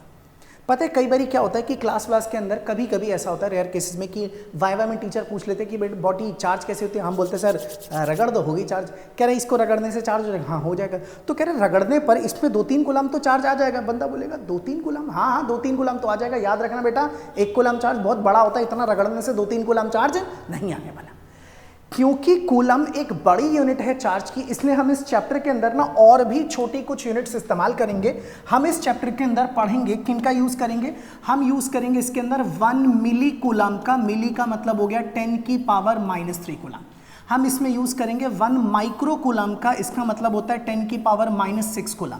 हम इसमें यूज करेंगे 1 नैनो कूलम का, इसका मतलब होता है 10⁻⁻9 कूलम। हम इसमें यूज करेंगे 1 पीको कूलम का, इसका मतलब होता है 10⁻12 कूलम। यानी कि जब आप इस चैप्टर को पढ़ोगे तो आपको इन सभी चार्जेस को बार बार देखना पड़ेगा, ये बार बार यूज होंगे। इनमें सबसे ज्यादा जो आपको दिखेगा वो दिखेगा माइक्रो। हालांकि कोई भी दिख सकता है, ऐसा कुछ जरूरी नहीं है। मैंने सवालों में देखा कि माइक्रो का इस्तेमाल ज्यादातर दिखता है। तो ये छोटी चार्जेस की यूनिट है, मतलब इसको माइक्रो में, मिली में, नैनो में, पीको में ऐसे इस्तेमाल किया जाता है। तो चलिए, इनको याद करने की जरूरत नहीं है, ये आपको अपने आप सवाल इस्तेमाल करते करते आप जितनी प्रैक्टिस करोगे खुद ब खुद ये सब आपको याद हो जाएंगे। तो आई थिंक आपको ये समझ में आ गया होगा। ये एनसीईआरटी का एक एग्जाम्पल था और देख लो कितना ज़्यादा ईजी और बहुत ही ज़्यादा आसान था। चलिए अब हम बात करते हैं इसके आगे एक और सवाल की। अगला सवाल, अब देखना भाई इसमें लिखा क्या है। 2 bodies A and B carry charges -3 coulomb and -0.44 coulomb. यानी कि 2 बॉडीज हैं, एक पे -3 कूलम चार्ज है और एक पे -0.44 कूलम चार्ज है। How many electrons should be transferred from A to B? कह रहे A से B में मैं कितने इलेक्ट्रॉन ट्रांसफर कर दूं, सो दैट ताकि दे एक्वायर इक्वल चार्जेस, ताकि दोनों पर चार्जेस बराबर बराबर आ जाए। अब देखो यार, जैसा बोल रहे हैं ना बिल्कुल वैसा ही करो, मतलब जितना लिखा है उसके हिसाब से आप चलते जाओ, रिजल्ट अपने आप आ जाएगा। मान लीजिए कि मैं यहां पर ले लेता हूं, सपोज कर लो ये रही आपके पास आपकी एक बॉडी A और ये रही आपकी दूसरी वाली बॉडी B। मैं एक काम करता हूं, इसका नाम रख देता हूं A और ये रही दूसरी वाली बॉडी B।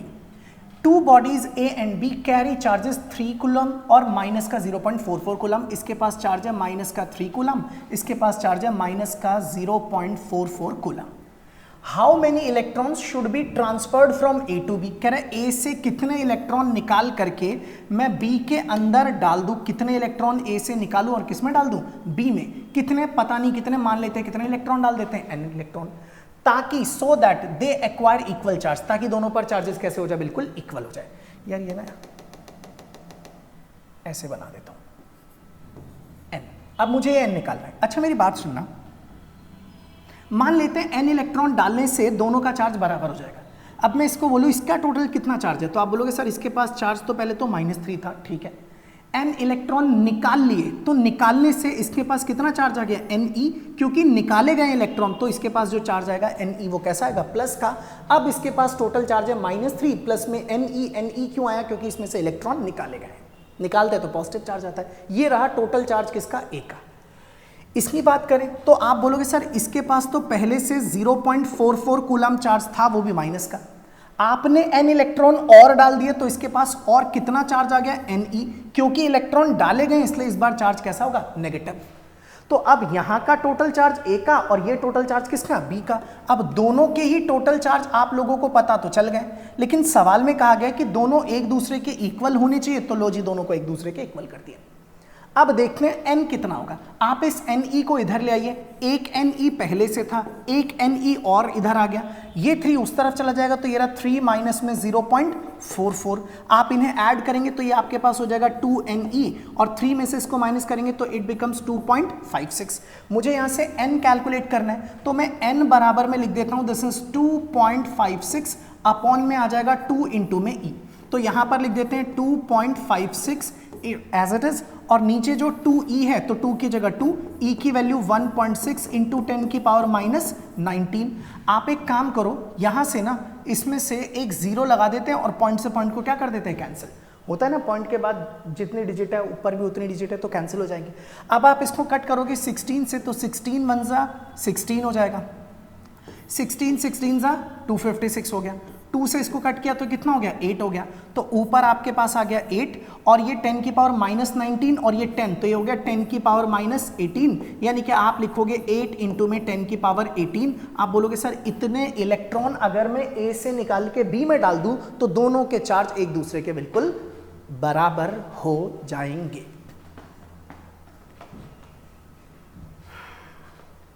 देख लो, आपको अगर कॉन्सेप्ट क्लियर है और बेसिक मैथ्स क्लियर है तो आप आराम से इन सवालों को कर सकते हैं।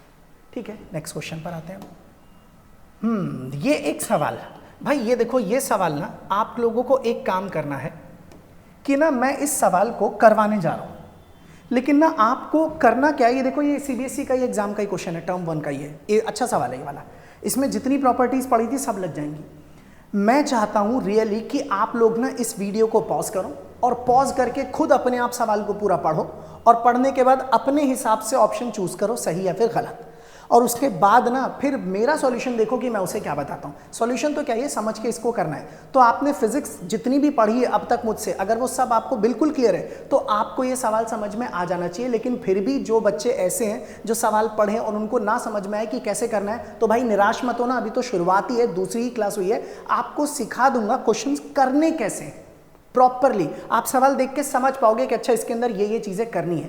तो मैं आपको सिखाने के लिए आया हूं, और शुरुआत में सीखते वक्त में ऐसा कई बार होगा कि आपको कोई सवाल दूं तो आपसे फटाफट हो जाए, कई बार सवाल दूं तो थोड़ा दिमाग लगाना पड़े, और कई बार सवाल दूंगा तो शायद वो आपसे हो ही ना। तो निराश मत होना, अभी हम जिंदा हैं। ठीक है, चलो देखो, ठीक है, आपने शायद इसको रोक करके चेक कर लिया होगा। अब मैं आपको इसका आंसर बताता हूं, एक बार ध्यान दीजिएगा सब लोग। पहले सवाल पढ़ते हैं। इन एन एक्सपेरिमेंट, एक एक्सपेरिमेंट में 3 माइक्रोस्कोपिक लेटेक्स स्फीयर। अब पहले बच्चे तो यहीं टन करके रुक जाते हैं, कह रहे भाई लेटेक्स क्या होता है, अबे तुम्हें क्या करना है, लेटेक्स क्या होता है, कुछ भी होगा छोड़ दो। कई बार ऐसे वर्ड्स मिलेंगे जो आप बोलोगे यार ये क्या है, इसका मतलब क्या है, क्या पता आपको उस वर्ड की जरूरत ही ना हो, उसका मीनिंग का कुछ इस्तेमाल ही ना हो। देखो क्या है, एक एक्सपेरिमेंट में 3 माइक्रोस्कोपिक लेटेक्स स्फीयर है। मुझे नहीं पता लेटेक्स क्या होता है, वैसे मेरे को पता है, लेकिन यहाँ पे जरूरत है नहीं। तो लेटेक्स स्फीयर क्या होता है, सीधा मान लो 3 स्फीयर है, ठीक है। are spread into a chamber and becomes charged with charges +3e, +5e and -3e respectively. मतलब 3 स्फेयर हैं, उनको एक चैम्बर में डाला गया और उन पर चार्ज आ गया प्लस का 3e का, दूसरे पे +5e और तीसरे पर -3e respectively. All the 3 spheres came in contact simultaneously. तीनों स्फेयर्स एक दूसरे के पास आए एक पल के लिए, फॉर अ मोमेंट, एक पल के लिए, एंड गॉट सेपरेटेड, और फिर तुरंत एक दूसरे से तो दूर दूर चले गए। Which one of the following are possible values for the final charges on the sphere. कह रहे तो बताओ इनमें से कौन सी फाइनल वैल्यूज होगी चार्जेस की उन स्फेयर्स के ऊपर। अब देखो जरा कैसे पता चलेगा। एक एक चीज सुनना, आराम से ऑप्शंस को हम देखते हैं। आपको याद है conservation of charge, total charge can neither be created nor be destroyed, या यूं कहिए कि टोटल चार्ज हमेशा कांस्टेंट रहेगा किसी भी आइसोलेटेड सिस्टम का। तो मैंने ये सोचा कि पहले इनका टोटल निकाल के तो देखिए टोटल चार्ज है कितना। तो इसका टोटल आप निकालना, तो ये हो गया 3e, दूसरा वाला चार्ज कितना है 5e, और तीसरा वाला चार्ज कितना है -3e। इसे आप कट कर दीजिए तो टोटल चार्ज तीनों स्फेयर का 5e है। और कह रहे कि अगर उनको टच करके दूर किया, अब उनके ऊपर टोटल कितना चार्ज है, इनमें से ऑप्शन चूज करना है। तो जो भी ऑप्शन सही होगा उनका टोटल चार्ज अभी भी कितना आना चाहिए, 5e ही आना चाहिए। देखते हैं किसका किसका आता है। इसको जोड़ना, 5 + 5 10, 10 - 4 6, ये तो 6e आ रहा है, आना क्या चाहिए 5e। तो भैया ये ऑप्शन तो गलत हो गया। इसको देखते हैं, 6 और 6 12, 12 - 7 5, तो भैया इसका 5 आ गया, यही ऑप्शन सही है। मैं बाकी भी ऑप्शन चेक कर देता हूं। इसको देखो डी को, तो 5 और 7 12, 12 में से 8 माइनस करोगे तो बचेगा 4, इसका मतलब डी ऑप्शन भी क्या हो गया, गलत। और इसको देखते हैं जरा, 3.5 और 5.5, 5 और 3 8 और 1 9, 9 में से 4 गया तो 5, इसका मतलब इसका भी 5 आ रहा है। तो क्या ये भी सही है? नहीं भैया ये भी गलत है। काहे गलत है? किस लिए? क्योंकि हमें पता है Q का फॉर्मूला क्या होता है, Ne, और N है number of electron. Quantization of charge में पढ़ा था कि N कभी भी पॉइंट में फ्रैक्शन नहीं हो सकता, और यहां फ्रैक्शन दिया गया है भाई। क्या दिया है? 3.5e, 5.5e। ये तो ऐसा ऑप्शन था, सबसे पहले देखते ही इसको मना कर देना चाहिए था। तो अब आपने इसमें देखा, हमने सारी प्रॉपर्टीज लगा दी। हम लोगों ने इसके अंदर सबसे पहली एडिटिविटी वाली प्रॉपर्टी भी लगाई, सबको जोड़ के टोटल पता किया। कौन सी प्रॉपर्टी लगा दी? एडिटिविटी ऑफ चार्जेस वाली। फिर दूसरी प्रॉपर्टी लगाई कंजर्वेशन ऑफ चार्ज कीजिए, टोटल चार्ज कांस्टेंट रहना चाहिए। टोटल निकला, फिर सबको टोटल कर करके चेक किया किससे मैच कर रहा है। और फिर तीसरी प्रॉपर्टी भी लगा दी क्वांटाइजेशन ऑफ चार्ज वाली, कि कभी भी नंबर ऑफ इलेक्ट्रॉन्स पॉइंट में नहीं हो सकते। मतलब ये एक ऐसा सवाल है जिसमें एक ही सवाल के अंदर चार्जेस की तीनों बेसिक प्रॉपर्टीज इस्तेमाल हो गई, additivity of charges, conservation of charges और क्वांटाइजेशन ऑफ चार्जेस। और ये सीबीएसई का सवाल है भाई। ठीक है, अगर आप लोग इसका जवाब दे पाए अच्छी बात है, नहीं दे पाए कोई बात नहीं भाई, और सवाल आएंगे उनको कर लेना, सीख जाओगे धीरे धीरे करके। ठीक है, यहां तक की तो बात हो गई कंप्लीट, और यहां से हमारी प्रॉपर्टीज और उनके न्यूमेरिकल्स हो गए खत्म। लेकिन एक दो बातें और हैं जो हम बात करने वाले हैं यहां पर। ये देखिए, ये दो चीजें और हैं, आप इन्हें जरा ध्यान से देखिएगा। दो इंपॉर्टेंट पॉइंट्स हैं जिनको आपको जानना बड़ा जरूरी है, और वो पॉइंट्स क्या क्या हैं एक एक करके बताते हैं। पहला पॉइंट है कि charge can not exist without mass, but mass can exist without charge. कह रहे कि किसी भी बॉडी के पास चार्ज तब होगा जब उसके पास मास होगा, लेकिन किसी भी बॉडी के पास चार्ज होने के लिए मास होना जरूरी है, लेकिन मास होने के लिए चार्ज होना जरूरी नहीं है। इसका मीनिंग क्या है? इसका मतलब है भाई कि अगर मैं आपसे बोलूं इलेक्ट्रॉन, यहां पर प्रोटॉन और यहां पर न्यूट्रॉन, तो आप बोलोगे सर इसके पास चार्ज है, इसके पास चार्ज है, इसके पास चार्ज नहीं है, लेकिन तीनों के पास मास है। इसका मतलब यह हुआ कि चार्ज अगर होगा तो वो सिर्फ तभी होगा जब बॉडी के पास क्या होगा, मास। और क्यों ना हो भाई यार, हर चीज एटम से बनी है, एटम खुद इलेक्ट्रॉन प्रोटॉन और न्यूट्रॉन से बना है। तो जिसके पास मास होगा उसके पास एटम होगा, जिसके पास एटम होगा उसके अंदर इलेक्ट्रॉन प्रोटॉन न्यूट्रॉन होंगे, जिसके अंदर इलेक्ट्रॉन प्रोटॉन है तो इसका मतलब उसके पास क्या होगा, चार्ज। यानी कि बिना मास के चार्ज एग्जिस्ट नहीं कर सकता। आपको ऐसी बॉडी नहीं मिलेगी कि भैया इसके पास मास तो नहीं है लेकिन इसके पास चार्ज है। मास ना होने का मतलब है कि वो चीज एग्जिस्ट करती ही नहीं। तभी तो लिखा है charge can not exist without mass, यानी कि मास होगा तभी चार्ज उसके ऊपर हो सकता है, वरना बिना मास के चार्ज पॉसिबल नहीं है। लेकिन इसका उल्टा, मास कैन एग्जिस्ट विदाउट चार्ज। देखो ये न्यूट्रॉन, मास है मगर चार्ज नहीं है। इसका मतलब मास बिना चार्ज के हो सकता है, लेकिन चार्ज होने के लिए मास का होना जरूरी है, अनिवार्य है। एक चीज तो ये हमने बात कर ली। दूसरा, charge of a body does not depend on the speed of the body. यानी कि किसी बॉडी का जो चार्ज है वो उसकी स्पीड पर डिपेंड नहीं करता। इसका मतलब मान लीजिए मेरे हाथ में कोई बॉडी है, उसके पास 2 कूलम का चार्ज है और मैं यूँ खड़ा हूँ, मैंने चार्ज को नापा, वो 2 कूलम का था और अब मैं कस कस के ऐसे ऐसे भागने लग गया, क्या अब उसका चार्ज बदल जाएगा? जी नहीं, आप उसे रोक के रखो, चलाओ, गाड़ी में भागो, ट्रक में भागो, कितनी भी तेज भाग लो, कोई फर्क नहीं पड़ता, चार्ज इज इनवेरिएंट। इसका मतलब है कि चार्ज की वैल्यू स्पीड पर डिपेंड नहीं करती। आप स्पीड बढ़ाओ, घटाओ, चार्ज रुका हो, चल रहा हो, कुछ फर्क नहीं पड़ता, total charge same to same रहेगा। यानी कि इसीलिए कहा जाता है charge is independent of the speed. तो ये लिखा है charge of a body does not depends on the speed of the body. तो यहां से आपकी प्रॉपर्टीज ऑफ चार्ज होती है खत्म और शुरुआत करते हैं एक नए नवेले टॉपिक का। एक और टॉपिक कर रहे हैं भाई,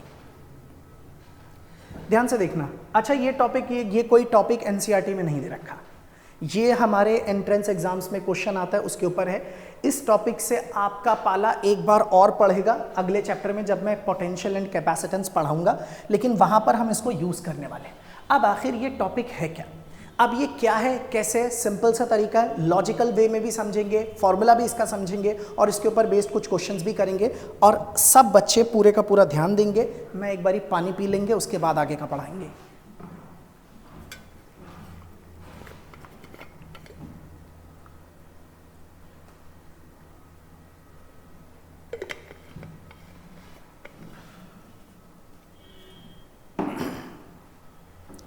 चलो भाई ध्यान देना।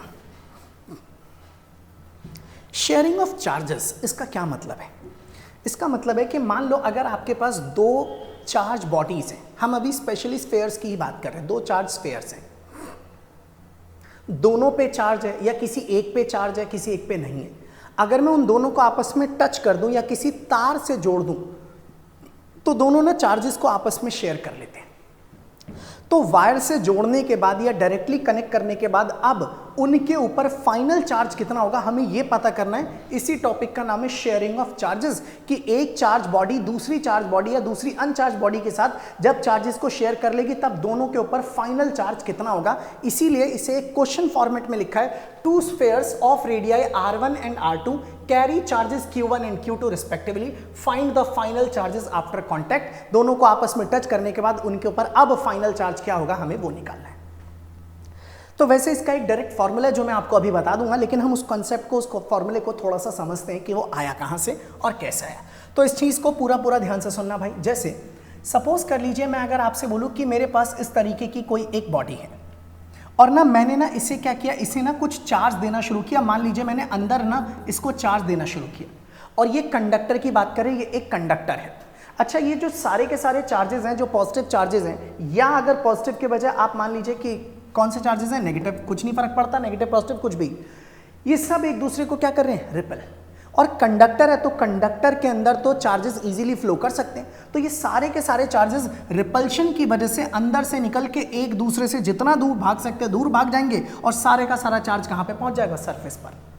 इसका मतलब आप किसी कंडक्टर को अगर चार्ज देते हो तो वो चार्ज अंदर नहीं रुकता, रिपल्शन की वजह से भाग करके कहां पर पहुंच जाएगा, सरफेस के ऊपर। तो जो भी चार्ज दिया जाएगा वो हमेशा कहां पर रुकेगा, सरफेस पर। अच्छा, सरफेस बड़ी होगी तो ज्यादा चार्ज इकट्ठा हो सकता है उस पर, सरफेस छोटी होगी तो कम चार्ज इकट्ठा होगा उसके ऊपर। इसका मतलब ये हुआ कि अगर मैं आपसे बोलूं कि ये एक बड़ा स्फीयर है, इसमें से किसके ऊपर ज्यादा चार्ज इकट्ठा हो सकता है, तो आप बोलोगे सर जिसका साइज ज्यादा है उसका चार्ज ज्यादा वो स्टोर कर सकता है और जिसका साइज कम है वो चार्ज को कम स्टोर कर पाएगा, उसकी सरफेस पर कम चार्ज आ पाएगा। तो आसान भाषा में ये बोल दूं कि किसी भी स्फीयर की सरफेस पर कितना चार्ज आएगा वो चार्ज जो है वो डायरेक्टली प्रोपोर्शनल है उस स्फीयर के सरफेस के साइज पर। और साइज कौन बताता है, इसका रेडियस। यानी कि यहां से पता लगता है कि Q यानी कि charge is directly proportional to radius. Sphere का रेडियस ज्यादा तो चार्ज ज्यादा, रेडियस कम तो चार्ज कम। अच्छा, इसके अलावा एक और चीज, मान लो अगर आपके पास कोई भी एक स्फीयर है और वो अंदर से खाली है या अंदर से भरा है, आप जो भी चार्ज दोगे वो कहां पहुंच जाएगा, सरफेस पर। इसके अंदर खाली भरे होने से कुछ फर्क नहीं पड़ता। अगर 2 स्फीयर एक जैसे हैं, एक खाली है और एक भरा हुआ है, कोई फर्क नहीं पड़ता, जो भी चार्ज दोगे वो पहुंचेगा किस पर, सरफेस पर। यह बात दोनों के लिए ही वैलिड रहेगी। Q is directly proportional to R, चाहे वो सॉलिड हो चाहे वो हॉलो हो, चाहे वो खाली हो चाहे वो भरा हो। तो अब ये जो कंसेप्ट मैंने आपको बताया, हम इसी का इस्तेमाल करने वाले हैं चार्जेस को फाइंड आउट करने के लिए। कैसे इस्तेमाल करेंगे मैं आपको बताता हूँ, एक एक करके आप मेरी बातों को ध्यान से सुनिएगा। हम इसको हटा देते हैं और इसका इस्तेमाल करते हैं, और यहाँ से सबसे पहले इस बात को लिख देता हूँ, सॉल्यूशन स्टार्ट कर रहा हूँ इस चीज़ को कि Q जो है वो डायरेक्टली प्रोपोर्शनल है किसके, R के। अच्छा, अगर मैं यहाँ से प्रोपोर्शनलिटी हटाऊँ तो एक कांस्टेंट लगेगा, चलिए मान लेते हैं कांस्टेंट है K, तो Q बराबर में कितना आ गया, KR। ये एक छोटा सा फॉर्मूला है जिसका मैं यूज़ करूँगा। फॉर्मूला तो क्या है, एक छोटा सा लॉजिक है जो मैं इस्तेमाल करने वाला हूँ। अब आप देखिए ज़रा कैसे करेंगे हम ये सारी चीज़ें। मान लीजिए यहाँ पर आपके पास एक स्फीयर है और इसी तरीके से ये रहा आपका दूसरा स्फीयर, और मैंने इन दोनों स्फीयर्स को आपस में जोड़ दिया किसी एक वायर से। एक का रेडियस हमने ले लिया यहाँ पर इस तरीके से, इसका रेडियस है R1 और इसका जो रेडियस है वो वाला रेडियस कितना है, दैट इज R2। इसका जो चार्ज था इनिशियल वो Q1, इसका जो चार्ज था इनिशियल वो कौन सा था, Q2। अब आपको इनका फाइनल चार्ज चाहिए तो मुझे चाहिए Q1 डैश कितना होगा, और इसके ऊपर भी चाहिए मुझे Q2 डैश, यानी कि मुझे Q1 डैश और Q2 डैश ये दोनों कैलकुलेट करने हैं। अब अगर मैं इस फॉर्मूले के अकॉर्डिंग, इसके अकॉर्डिंग Q1 डैश लिखना चाहूँ, मैं कलर चेंज कर लेता हूँ, तो Q1 डैश अगर मैं लिखूं तो मैं ऐसे लिखूंगा ना, Q1 डैश बराबर में आ जाएगा KR1। भाई इसका चार्ज लिखना है तो फॉर्मूला है Q बराबर KR, तो K और इसका रेडियस कितना है R1, तो इसलिए लिख दिया Q1 डैश बराबर में KR1। ऐसे ही अगर मैं बोलूं Q2 डैश कितना होगा, तो आप बोलोगे सर ये हो जाएगा KR2। यहाँ से ना एक बड़ा इंपॉर्टेंट रिलेशन भी दिखाई दे रहा है, दोनों को डिवाइड कर दूं तो दिख जाएगा Q1 डैश अपॉन में Q2 डैश बराबर में K से K कट गया तो ये हो जाएगा R1 अपॉन में R2। इसका मतलब ये हुआ कि दोनों के चार्जेस का रेशो वही होगा जो रेशो किसका होगा, इनके रेडियस का। ठीक है, खैर हम इसके आगे की बात करते हैं। अब मेरी बात सुनिएगा ध्यान से, अगर मैं ये कहूं कि टोटल कितना चार्ज है, टोटल कितना चार्ज है दोनों का, तो Q1 डैश प्लस में कितना हो जाएगा, Q2 डैश। और पहले टोटल कितना चार्ज था, तो जी पहले चार्ज था एक पे Q1 दूसरे पे Q2, तो पहले टोटल चार्ज कितना था, Q1 प्लस Q2। अच्छा, आपको ये पता है conservation of charge, charge total हमेशा कैसा रहेगा, बिल्कुल सेम। इसका मतलब जितना चार्ज पहले था उतना ही चार्ज बाद में रहेगा, क्योंकि charge can neither be created nor be destroyed. ना तो हमने चार्ज को बनाया और ना ही हमने उसको डिस्ट्रॉय किया। तो अगर मैं Q1 डैश और Q2 डैश की वैल्यू यहाँ से रख दूँ तो मैं इसे लिख दूंगा KR1, इसे लिख देता हूँ KR2, और बराबर में लिख देते हैं Q1 प्लस में Q2, और इसमें से K कॉमन ले लेते हैं तो आपके पास बचेगा R1 प्लस में R2, और इक्वल टू में आपके पास आ जाएगा Q1 प्लस में Q2। और यहाँ से यहाँ से K आप निकालेंगे तो आप लिख सकते हैं K बराबर में Q1 प्लस में Q2 अपॉन में आ जाएगा R1 प्लस में R2। ये ना मुझे K का पता चल गया। और भाई अगर K पता चल गया तो अब देखो आराम से आप चार्ज लिख पाओगे। कैसे, देखना जरा, Q1 डैश कितना है, तो ये रहा Q1 डैश बराबर में कितना है, KR1, तो K तो ये रहा, तो आप K की जगह K को रख दो। K कितना है, Q1 प्लस में Q2 अपॉन में R1 प्लस में R2, और इनटू में R1 की जगह R1, ये रहा Q1 को निकालने का फॉर्मूला, Q1 डैश। और ऐसे अगर मैं बोलूँ Q2 डैश निकालना है तो Q2 डैश बराबर में क्या है, KR2। K आपके सामने ये रहा, आप इसे लिखेंगे Q1 प्लस में Q2 अपॉन में आ जाएगा R1 प्लस में R2, और यहाँ पर ब्रैकेट में क्या हो जाएगा, दिस इज R2। और अब आप ये कह सकते हैं कि लो जी आपके सामने एक बड़ा छोटा सा सिंपल सा प्यारा सा फॉर्मूला बन करके तैयार हो गया, जिसको आप लोग आराम से याद रखें और जब ज़रूरत पड़े तो इसका इस्तेमाल कर सकते हैं। तो अब हम ना इनकी मदद से फाइनल चार्ज निकाल पाएंगे, और उसके लिए आपको कुछ नहीं चाहिए, इनके पुराने वाले इनिशियल चार्जेस कितने और इनका रेडियस कितना है, Q1 Q2 upon R1 plus R2। Q1 dash निकालना है तो R1 से मल्टीप्लाई कर दीजिए, Q2 डैश निकालना है तो किससे मल्टीप्लाई कर दीजिए, R2 से। बस यही फाइनल चार्ज है। अब देखो ये CBSE में नहीं है तो हमारे पेपर में डेरिवेशन तो नहीं आएगी, लेकिन आप चीज़ें सीख रहे हो इसलिए कंसेप्ट वाइज मैंने डेराइव करके इस चीज़ को दिखा दिया। अब हम इसके ऊपर बेस सवाल करेंगे, लेकिन उससे पहले करेंगे एक छोटा सा स्पेशल केस, उसके बाद हम देखते हैं इसको कैसे करना है। अब वो स्पेशल केस क्या है आप देखिए ज़रा ध्यान से। देखो, अगर मान लीजिए मैं आपसे ये कहूँ कि दोनों के दोनों स्फीयर का साइज बिल्कुल सेम है, यानी कि R1 और R2 दोनों ही एक दूसरे के बराबर है, और मान लेते हैं R1 is equal to R2 बराबर कितना है R। अब मैं बोलूँ बताना ज़रा टोटल कितना चार्ज होगा दोनों पर, तो अब आप बोलोगे, कलर बदल के लिखते हैं हम इसको। अब आप ये कहोगे कि सर अब अगर आपको Q1 डैश निकालना है तो फॉर्मूला क्या था, Q1 प्लस Q2। तो ये लो जी, Q1 प्लस में Q2 अपॉन में R1 plus R2, but R1 और R2 दोनों ही R है तो R प्लस में R, और इनटू में भी R था तो ये लो जी R डाल दिया यहाँ पे। अब आप इसे लिखोगे तो Q1 प्लस Q2 को रहने दो, Q1 प्लस में Q2 एज इट इज, और नीचे R plus R is 2R, और यहाँ पर ब्रैकेट में भी R आ जाएगा, एक R से एक R कट गया, तो अब आप बोलोगे Q1 डैश बराबर में आ जाएगा Q1 प्लस में Q2 अपॉन में 2। तो अब पता लग गया कि भैया पहली वाली बॉडी के ऊपर इतना चार्ज आ जाएगा। और यही सेम तरीका आप अगर अप्लाई करते हैं Q2 डैश के लिए तो सेम ही रिजल्ट फिर से निकल के आ जाएगा। इसी तरीके से Q2 डैश निकालोगे तो वो भी हो जाएगा Q1 प्लस में Q2 अपॉन में 2। इसका मीनिंग ये हो गया कि दोनों के दोनों एक दूसरे के इक्वल आ जाएंगे। इट मीन्स कि Q1 डैश बराबर हो जाएगा किसके, Q2 डैश के। तो ये तो मैंने पहले पढ़ाया था ना कि अगर दो बॉडीज ऐसी हैं जिनका साइज सेम है, आप उन दोनों को आपस में अगर टच कर देते हो तो दोनों बॉडीज टोटल चार्ज को आधा आधा बांट लेती है। तो टोटल चार्ज कितना है, Q1 प्लस में Q2, इसका आधा पहली बॉडी के पास चला गया और इसका आधा दूसरी बॉडी के पास चला गया। तो ये डायरेक्टली रिजल्ट याद रखना कि जब भी दोनों बॉडीज का साइज सेम होगा, आइडेंटिकल शेप, आइडेंटिकल साइज के होंगे, तो टोटल चार्ज दोनों में आधा आधा डिस्ट्रीब्यूट हो जाएगा। इसके ऊपर बेस ना एक सवाल आप कर सकते हैं। चलिए पहले हम ना ये वाला एक सवाल करते हैं। कहाँ गया कहाँ गया कहाँ गया कहाँ गया, हाँ पहले यही कर ले, चलो पहले यही करते हैं।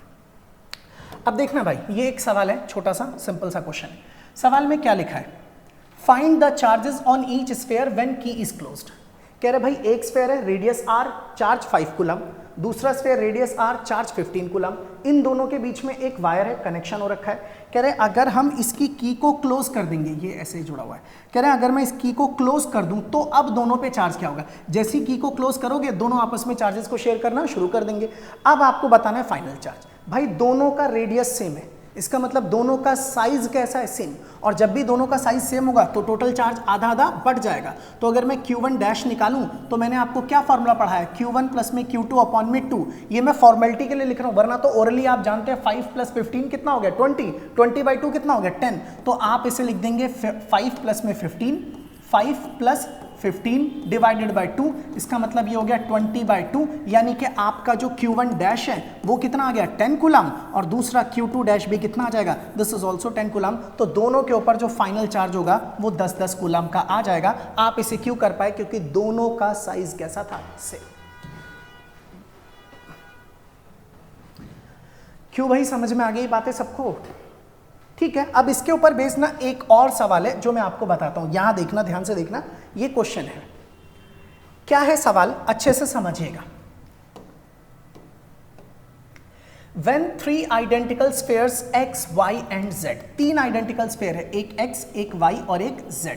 तो चलो एक काम करते हैं, पहले तीनों आइडेंटिकल स्फेयर बना देते हैं। ये रहा पहला वाला x, फिर दूसरा वाला y, और फिर एक और तीसरा वाला z। तो 3 आइडेंटिकल स्फेयर मैंने बना दिए, और एक काम करते हैं, यहां लिख देते हैं x, इसे लिख देते हैं y, इसे लिख देते हैं z। ये 3 आइडेंटिकल स्फेयर्स हैं। Having charges q, -2q and 3q respectively. एक पे चार्ज है q, एक पे चार्ज है -2q, और एक पर चार्ज कितना है, 3q रिस्पेक्टिवली। एट फर्स्ट, पहले x and y are in contact, हमने x और y को कॉन्टैक्ट मिला है। Then y and z are in contact, फिर y और z को कॉन्टैक्ट मिला है। Then final charge on x, y and z, तब आपको बताना है कि फाइनल चार्ज x और y और z पर क्या आएगा। तो देखो भाई कैसे पता करेंगे। अच्छा एक बात बताओ, मैंने क्या बोला, तीनों का साइज कैसा, आइडेंटिकल स्फेयर एक जैसा है, तो टोटल चार्ज को आधा आधा बांट लिया जाएगा। जब आप x और y को टच करोगे तो इसका चार्ज q, इसका charge -2q, total charge -q बचेगा। अब इन दोनों का total charge -q, size same है तो आधा आधा बढ़ जाएगा, इसके पास -q/2 और इसके पास भी चार्ज क्या हो जाएगा, -q/2। अब कह रहे हैं, अब उसके बाद y और z को आपस में टच किया, फिर अलग अलग कर दिया। जब आप इन दोनों को टच करोगे तो अब अगर मैं बोलूं इन दोनों का टोटल चार्ज, तो जी z का टोटल चार्ज तो 3q है, y का टोटल चार्ज है -q/2। इसको सॉल्व करके देखना जरा, 3 2 6, 6 में से 1 गया तो 5। तो आप बोलोगे सर दोनों का टोटल चार्ज जो है वो है 5q/2, इन दोनों का y और z का। और दोनों आधा आधा बांट लेंगे तो 5q/2 में से आधा इसके पास जाएगा यानी कि 5q/4 और आधा इसके पास जाएगा यानी कि 5q/4। इसका मतलब ये हो गया, मैं इसका कलर ही बदल करके लिख देता हूँ ताकि आपको प्रॉब्लम ना हो, मैं इसे लिख देता हूँ ताकि दिख जाए। तो यहाँ पर आपके पास हो गया 5q/4 और इसके पास भी चार्ज कितना हो जाएगा 5q/4। इट मीन्स कि आपसे पूछा था कि टोटल अब नया चार्ज कितना होगा, तो -q/2 फिर 5q/4 फिर 5q/4, तो ये रहा -q/2 5q/4 5q/4। Option number B is correct.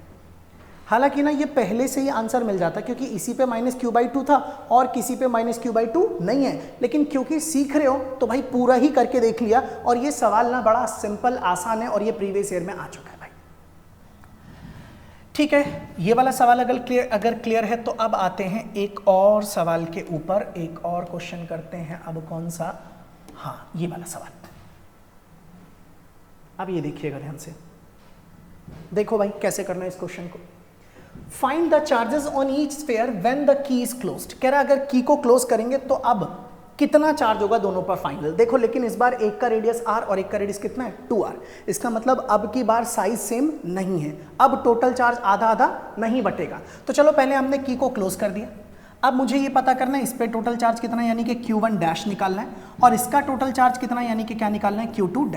इन दोनों को निकालते हैं, फॉर्मूला आपको पता ही है। तो अगर मैं यहाँ से q1 लिखूं तो फॉर्मूला अभी तो पढ़ा था, q1 प्लस में q2 अपॉन में r1 प्लस में r2 अप इंटू में फिर से कितना हो जाएगा r1।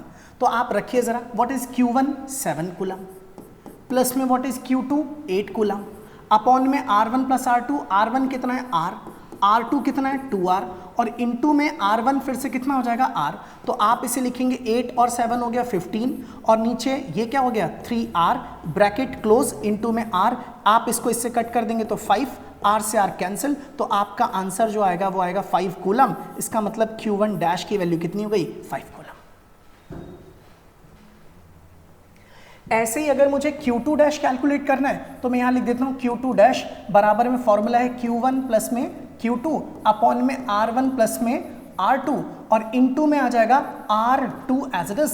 तो q1 प्लस q2 7 प्लस 8, तो लिख ही देते हैं चलो 7 प्लस में 8 और r1 प्लस r2 के लिए लिखेंगे r प्लस में दिस इज 2r और फिर r2 की जगह पर भी लिखेंगे दिस इज 2r। तो ये आपके पास फिर से आ गया 15 अपॉन में 3r फिर इंटू में आ जाएगा दिस इज 2r, r से r क्या हो गया कैंसिल, 3 से इसको कट किया 5, 5 इंटू 2 क्या हो गया 10। तो आप बोलोगे सर एक के ऊपर 5 कूलम चार्ज है और एक के ऊपर कितना चार्ज आ गया 10 कूलम। देखो ये ना, ये इतना बड़ा लिख करके करने की जरूरत नहीं है, आप इसको जितना फास्ट चाहो उतना फास्ट कर सकते हो।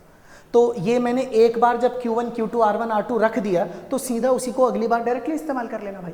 ठीक है, ये बार बार फॉर्मूला लिख के तुम सीबीएसई के लिए नहीं करोगे इसको कि एक एक स्टेप दिखाना है, बट हाँ जहाँ ज़रूरत पड़ेगी स्टेप दिखाने के बाद दिखा देना, जहाँ पे सिर्फ सॉल्व करना है तो डायरेक्टली ओरली कर लेना। ठीक है, एक और सवाल करते हैं भाई।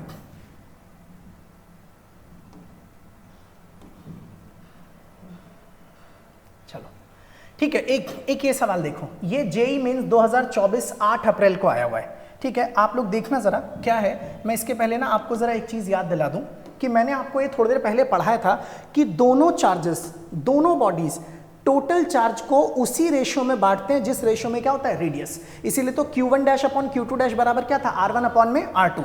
और यही सवाल हमारे एग्जाम में आ चुका है 2024 में। Two charge conducting spheres of radii a and b, एक का रेडियस a एक का radius b, are connected to each other, एक दूसरे से कनेक्ट कर दिया बाय अ कंडक्टिंग वायर, एक कंडक्टिंग वायर से।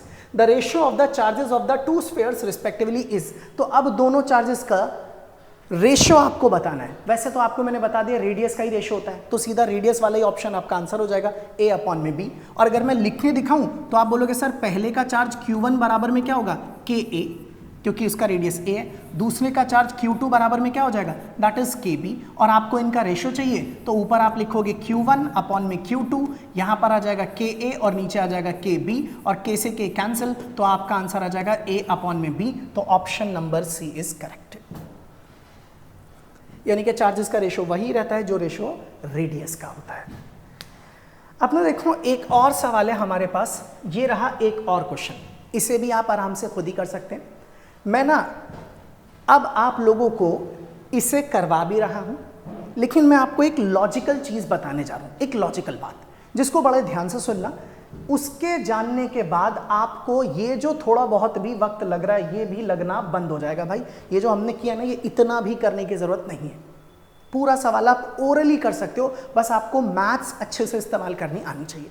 अब वो चीज़ मैं जो आपको बताने जा रहा हूँ, आप प्लीज़ एक बार यहाँ पर मेरी बात को ध्यान से सुनना, फिर उसके बाद आप इसे कर पाएंगे। देखो आप लोगों ने ना रेशो वाला चैप्टर ज़रूर पढ़ा होगा। रेशो, जैसे मैं आपको एक छोटा सा सवाल बताता हूँ रेशो से रिलेटेड पहले, तो उसके बाद इसको देखते हैं। एक छोटा सा क्वेश्चन है, एक एग्जाम्पल है। मान लो कि कोई नंबर है और वो नंबर है क्या 100 एक नंबर है 100, और मुझे किसी ने ये बोला कि आप इस नंबर को 3:1 में डिवाइड कर दो। किस में डिवाइड करना है? 3:1 में। 3:1 में इस नंबर को डिवाइड करो। तो अच्छा आप कैसे करते थे इसको? करने का तरीका क्या होता था? 3:1 में जब डिवाइड करते थे छोटी क्लासेस के अंदर, तो आप बोलते थे सर मान लेते हैं कि जो पहला नंबर है वो है 3x और जो दूसरा नंबर है वो क्या मान लेते थे? x। फिर बोलते थे सर दोनों को जोड़ दो तो ये हो गया 3x प्लस में x हो गया, और दोनों को जोड़ने पर टोटल कितना आता है? 100। तो इनको ऐड करेंगे तो 4x बराबर में कितना आ जाएगा? 100। तो x बराबर में कितना आ जाएगा? 25। आप बोलते हो लो सर जी x पता चल गया। अब आप x को इसमें रख दोगे तो जो पहला नंबर है फर्स्ट नंबर, यानी कि नंबर जो 1 है वो फर्स्ट नंबर कौन था? 3x। तो 3 और x की वैल्यू कितनी है? 25। तो यहाँ पर आपका पहला नंबर कितना आता था? 75। और ऐसे अगर मैं दूसरे वाले नंबर की बात करूँ, नंबर 2, वो होता था x की वैल्यू 25। ये लो जी 100 को 2 टुकड़ों में तोड़ दिया, जिनका रेशो 3:1 होना चाहिए। एक नंबर 75 है और एक नंबर क्या है? 25। ऐसा आप करते थे ना। इसे ना आप और छोटा भी कर सकते हो, इसी चीज़ को, इसको यूज़ करना है। अभी ये जो x वगैरह लिख रहे हो ये सब मत लिखो, डायरेक्टली ओरली काम करो। कैसे? ये है 100, इसको 2 हिस्सों में बांटना है और उनका रेशो 3:1 होना चाहिए। मान लो कि एक नंबर 3 है और एक नंबर 1 है, यही मान लो, यही एक नंबर है और दूसरा नंबर ये। अच्छा अगर मैं 3 और 1 जोड़ दूं तो टोटल नंबर कितना हो जाएगा? 4। इसका मतलब इसके 2 टुकड़े किए, एक टुकड़ा 3 आया, एक टुकड़ा 1 आया, 3 और 1 4। इसका मतलब टोटल 4 हो गया, यानी कि हमारा टोटल 4 आ रहा है और सवाल में टोटल क्या दे रखा है? 100। तो हमारा 4 किसको रिप्रेजेंट कर रहा है? 100 को। तो एक किसको रिप्रेजेंट करेगा? 25 को। और अगर एक पार्ट 25 के बराबर है तो 3 पार्ट 75 के बराबर, तो एक पार्ट 25 के बराबर। लो जी आपका आंसर आ गया, एक हो गया 75 और एक हो गया 25। अब आपको ये एक्स नहीं करना, ये हम स्कूल में करते थे, यहाँ पे हम ओरली कर सकते हैं। थोड़ी सी प्रैक्टिस कर लोगे तो ये इतना भी लिखने की जरूरत नहीं पड़ेगी। मैं एक और छोटा सा एक एग्जाम्पल करके दिखाता हूँ ताकि क्लियर हो जाए। जैसे सपोज कर लीजिए मैं आपके सामने लिखता हूँ दिस इज 200, और मुझसे किसी ने बोला इस 200 को आप ना 4:1 में डिवाइड कर दो। 4:1, या चलो ठीक है एक काम करते हैं 3:2 में डिवाइड कर देते हैं। 3:2 में डिवाइड करना, तो आप ओरली करो। 3 और 2 कितना हो गया? 5। तो आप बोलोगे सर ये 5 पार्ट किसको रिप्रेजेंट कर रहे हैं? 200 को। तो एक पार्ट किसको रिप्रेजेंट करेगा? 40 को। और अगर एक पार्ट 40 को दिखा रहा है तो 3 पार्ट 120 को, तो 2 पार्ट 80 को। लो जी बट गया रेशो में, 200 के हमने 2 रेशो में डिवाइड कर दिया 3:2। एक नंबर 120 और एक नंबर कितना है? 80। अगर ये क्लियर है तो अब आप एक सवाल देखिए। हमने ये जो पिछला वाला सवाल किया था यही वाला सेम यही क्वेश्चन मैं दोबारा करने जा रहा हूँ। यही वाला क्वेश्चन मैं करके दिखाता हूँ और देखना जरा कैसे होगा ये क्वेश्चन, समझना जरा। क्या था? 2 स्फीयर्स थे, पहला, और एक और स्फीयर था दूसरा, लेकिन ना इस वाले स्फीयर का रेडियस ज़्यादा था और आई थिंक इसका रेडियस था r, इसका रेडियस था 2r, है ना, 2r। इसके ऊपर चार्ज था 7 कूलम का, इसके ऊपर चार्ज था 8 कूलम का। इन दोनों को हमने इस तरह से बना रखा था। कह रहे की क्लोज करने के बाद टोटल चार्ज बताओ कितना होगा, यही हमारा क्वेश्चन था। अब आप एक काम करो, सबसे पहले तो टोटल चार्ज पता करो कितना है जी। टोटल चार्ज है 15 कूलम, और आपको ये भी पता है कि ये दोनों के दोनों टोटल चार्ज को उसी रेशो में बांटेंगे जिस रेशो में रेडियस होगा। तो अगर मैं आपसे बोलूं कि इनका रेडियस कितना है तो बोलोगे सर एक का रेडियस r है और एक का रेडियस कितना है 2r। r से r को काट दो तो इसका मतलब इनका रेशो क्या होगा 1:2। अब आप इसको 1:2 में बांट दो, 1 और 2 3, इसका मतलब 3 पार्ट रिप्रेजेंट कर रहा है 15 को, तो एक पार्ट रिप्रेजेंट करेगा 5 को। इसका मतलब एक पार्ट अगर 5 है तो 2 पार्ट कितना होगा 10, एक का चार्ज 5 कूलम और एक का चार्ज 10 कूलम।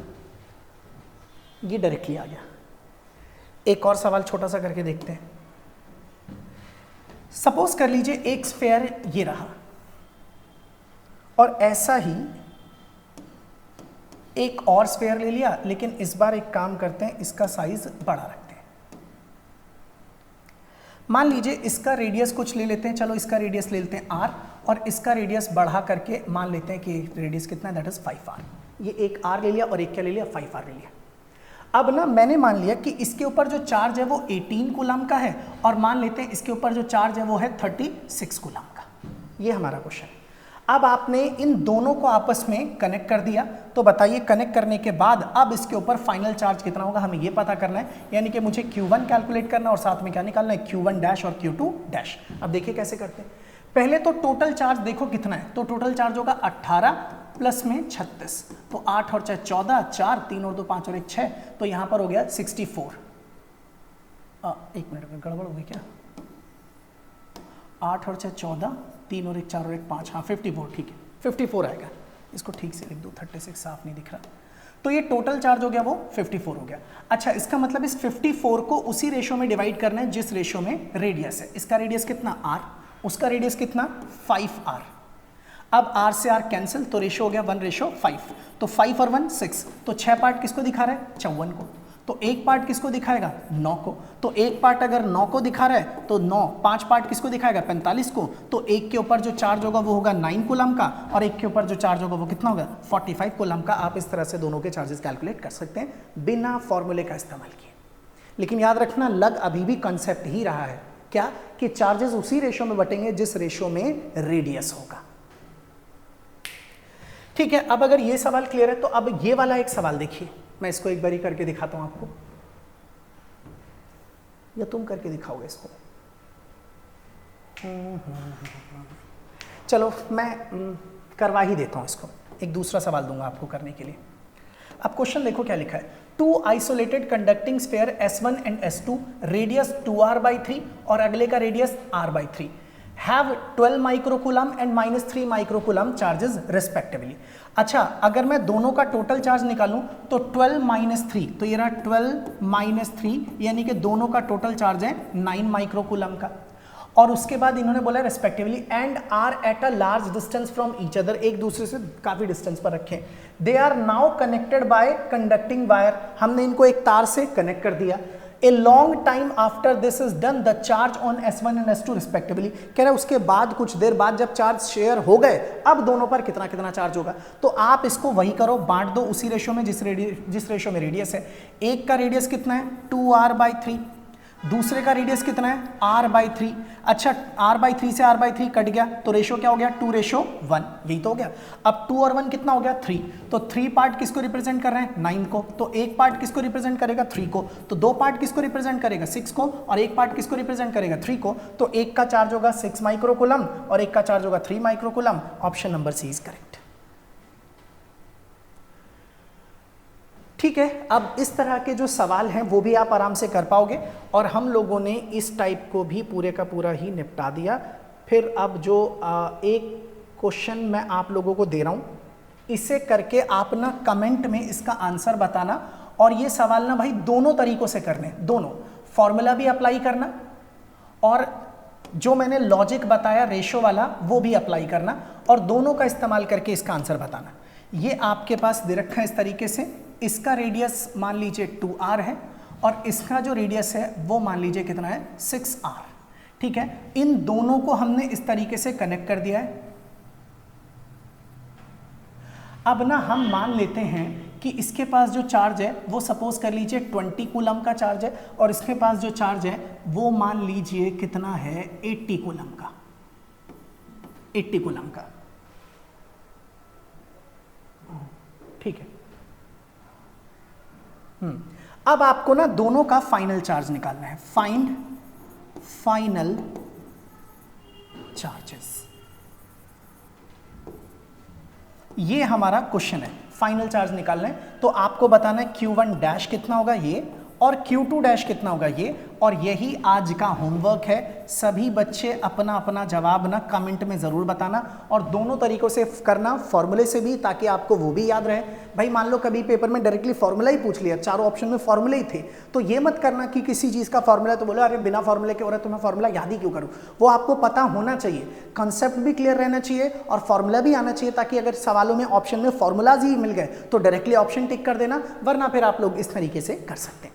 तो कमेंट में ज़रूर इसका आंसर बताना। आज की क्लास हम यहीं तक ख़त्म करते हैं। अभी आप लोगों को पढ़ाने के लिए मेरे पास बहुत कुछ है, काफ़ी सारी चीज़ें, और मैं फिर बता रहा हूँ कि मैं इसके अंदर आप लोगों को नीट, IIT और CBSE इनका एक बैलेंस लेकर के चल रहा हूँ। अगली क्लास में हम लोग शुरू करेंगे कूलम्स लॉ, उसके कॉन्सेप्ट, लॉ क्या था, और उसके ऊपर बेस्ड ढेर सारे न्यूमेरिकल्स की प्रैक्टिस। तो आज की क्लास यहीं पर ख़त्म होती है। और भाई आप लोग जो भी जने इस क्लास को देख रहे हैं, तो मैंने फर्स्ट क्लास में ये कहा था कि हमें एक रूल फॉलो करना है, और वो ये है कि आप लोग जब कभी भी अगली क्लास में आओगे तो पिछला पढ़ करके आओगे और अपने नोट्स अच्छे से बनाओगे, ज़रूर ईमानदारी से पढ़ोगे। अभी आपके पास टाइम है, आप अगर रोज़ाना भी बिना ज़्यादा स्ट्रेस लिए भी रोज़ भी थोड़ा थोड़ा पढ़ोगे, जितना जितना मैं पढ़ा रहा हूँ उतने से भी आपका काम बड़े आराम से हो जाएगा। आप अगर अभी मज़े ले लोगे तो एंड में जाकर के फिर वन शॉट देखना शुरू कर दोगे कि जल्दी जल्दी कर लेते हैं, लेकिन अभी आपके पास टाइम है तो साथ के साथ चलो। और हमारा वो जो रूल है ना कि अगली क्लास में आने से पहले पिछला पढ़ के आना है, उसे मत भूलना, वो फॉलो ज़रूर करना। तो चलिए आज की क्लास यहीं तक रहने देते हैं, बाकी की चीज़ें करेंगे फिर अगली क्लास के अंदर। आप लोगों को पढ़ा करके भाई मुझे बहुत मज़ा आया, और आपको मज़ा आया या नहीं आया कमेंट में एक बार ज़रूर बताइएगा। तो मिलता हूँ फिर से इसी जोश के साथ अगली क्लास के अंदर, ठीक है? Okay, bye bye.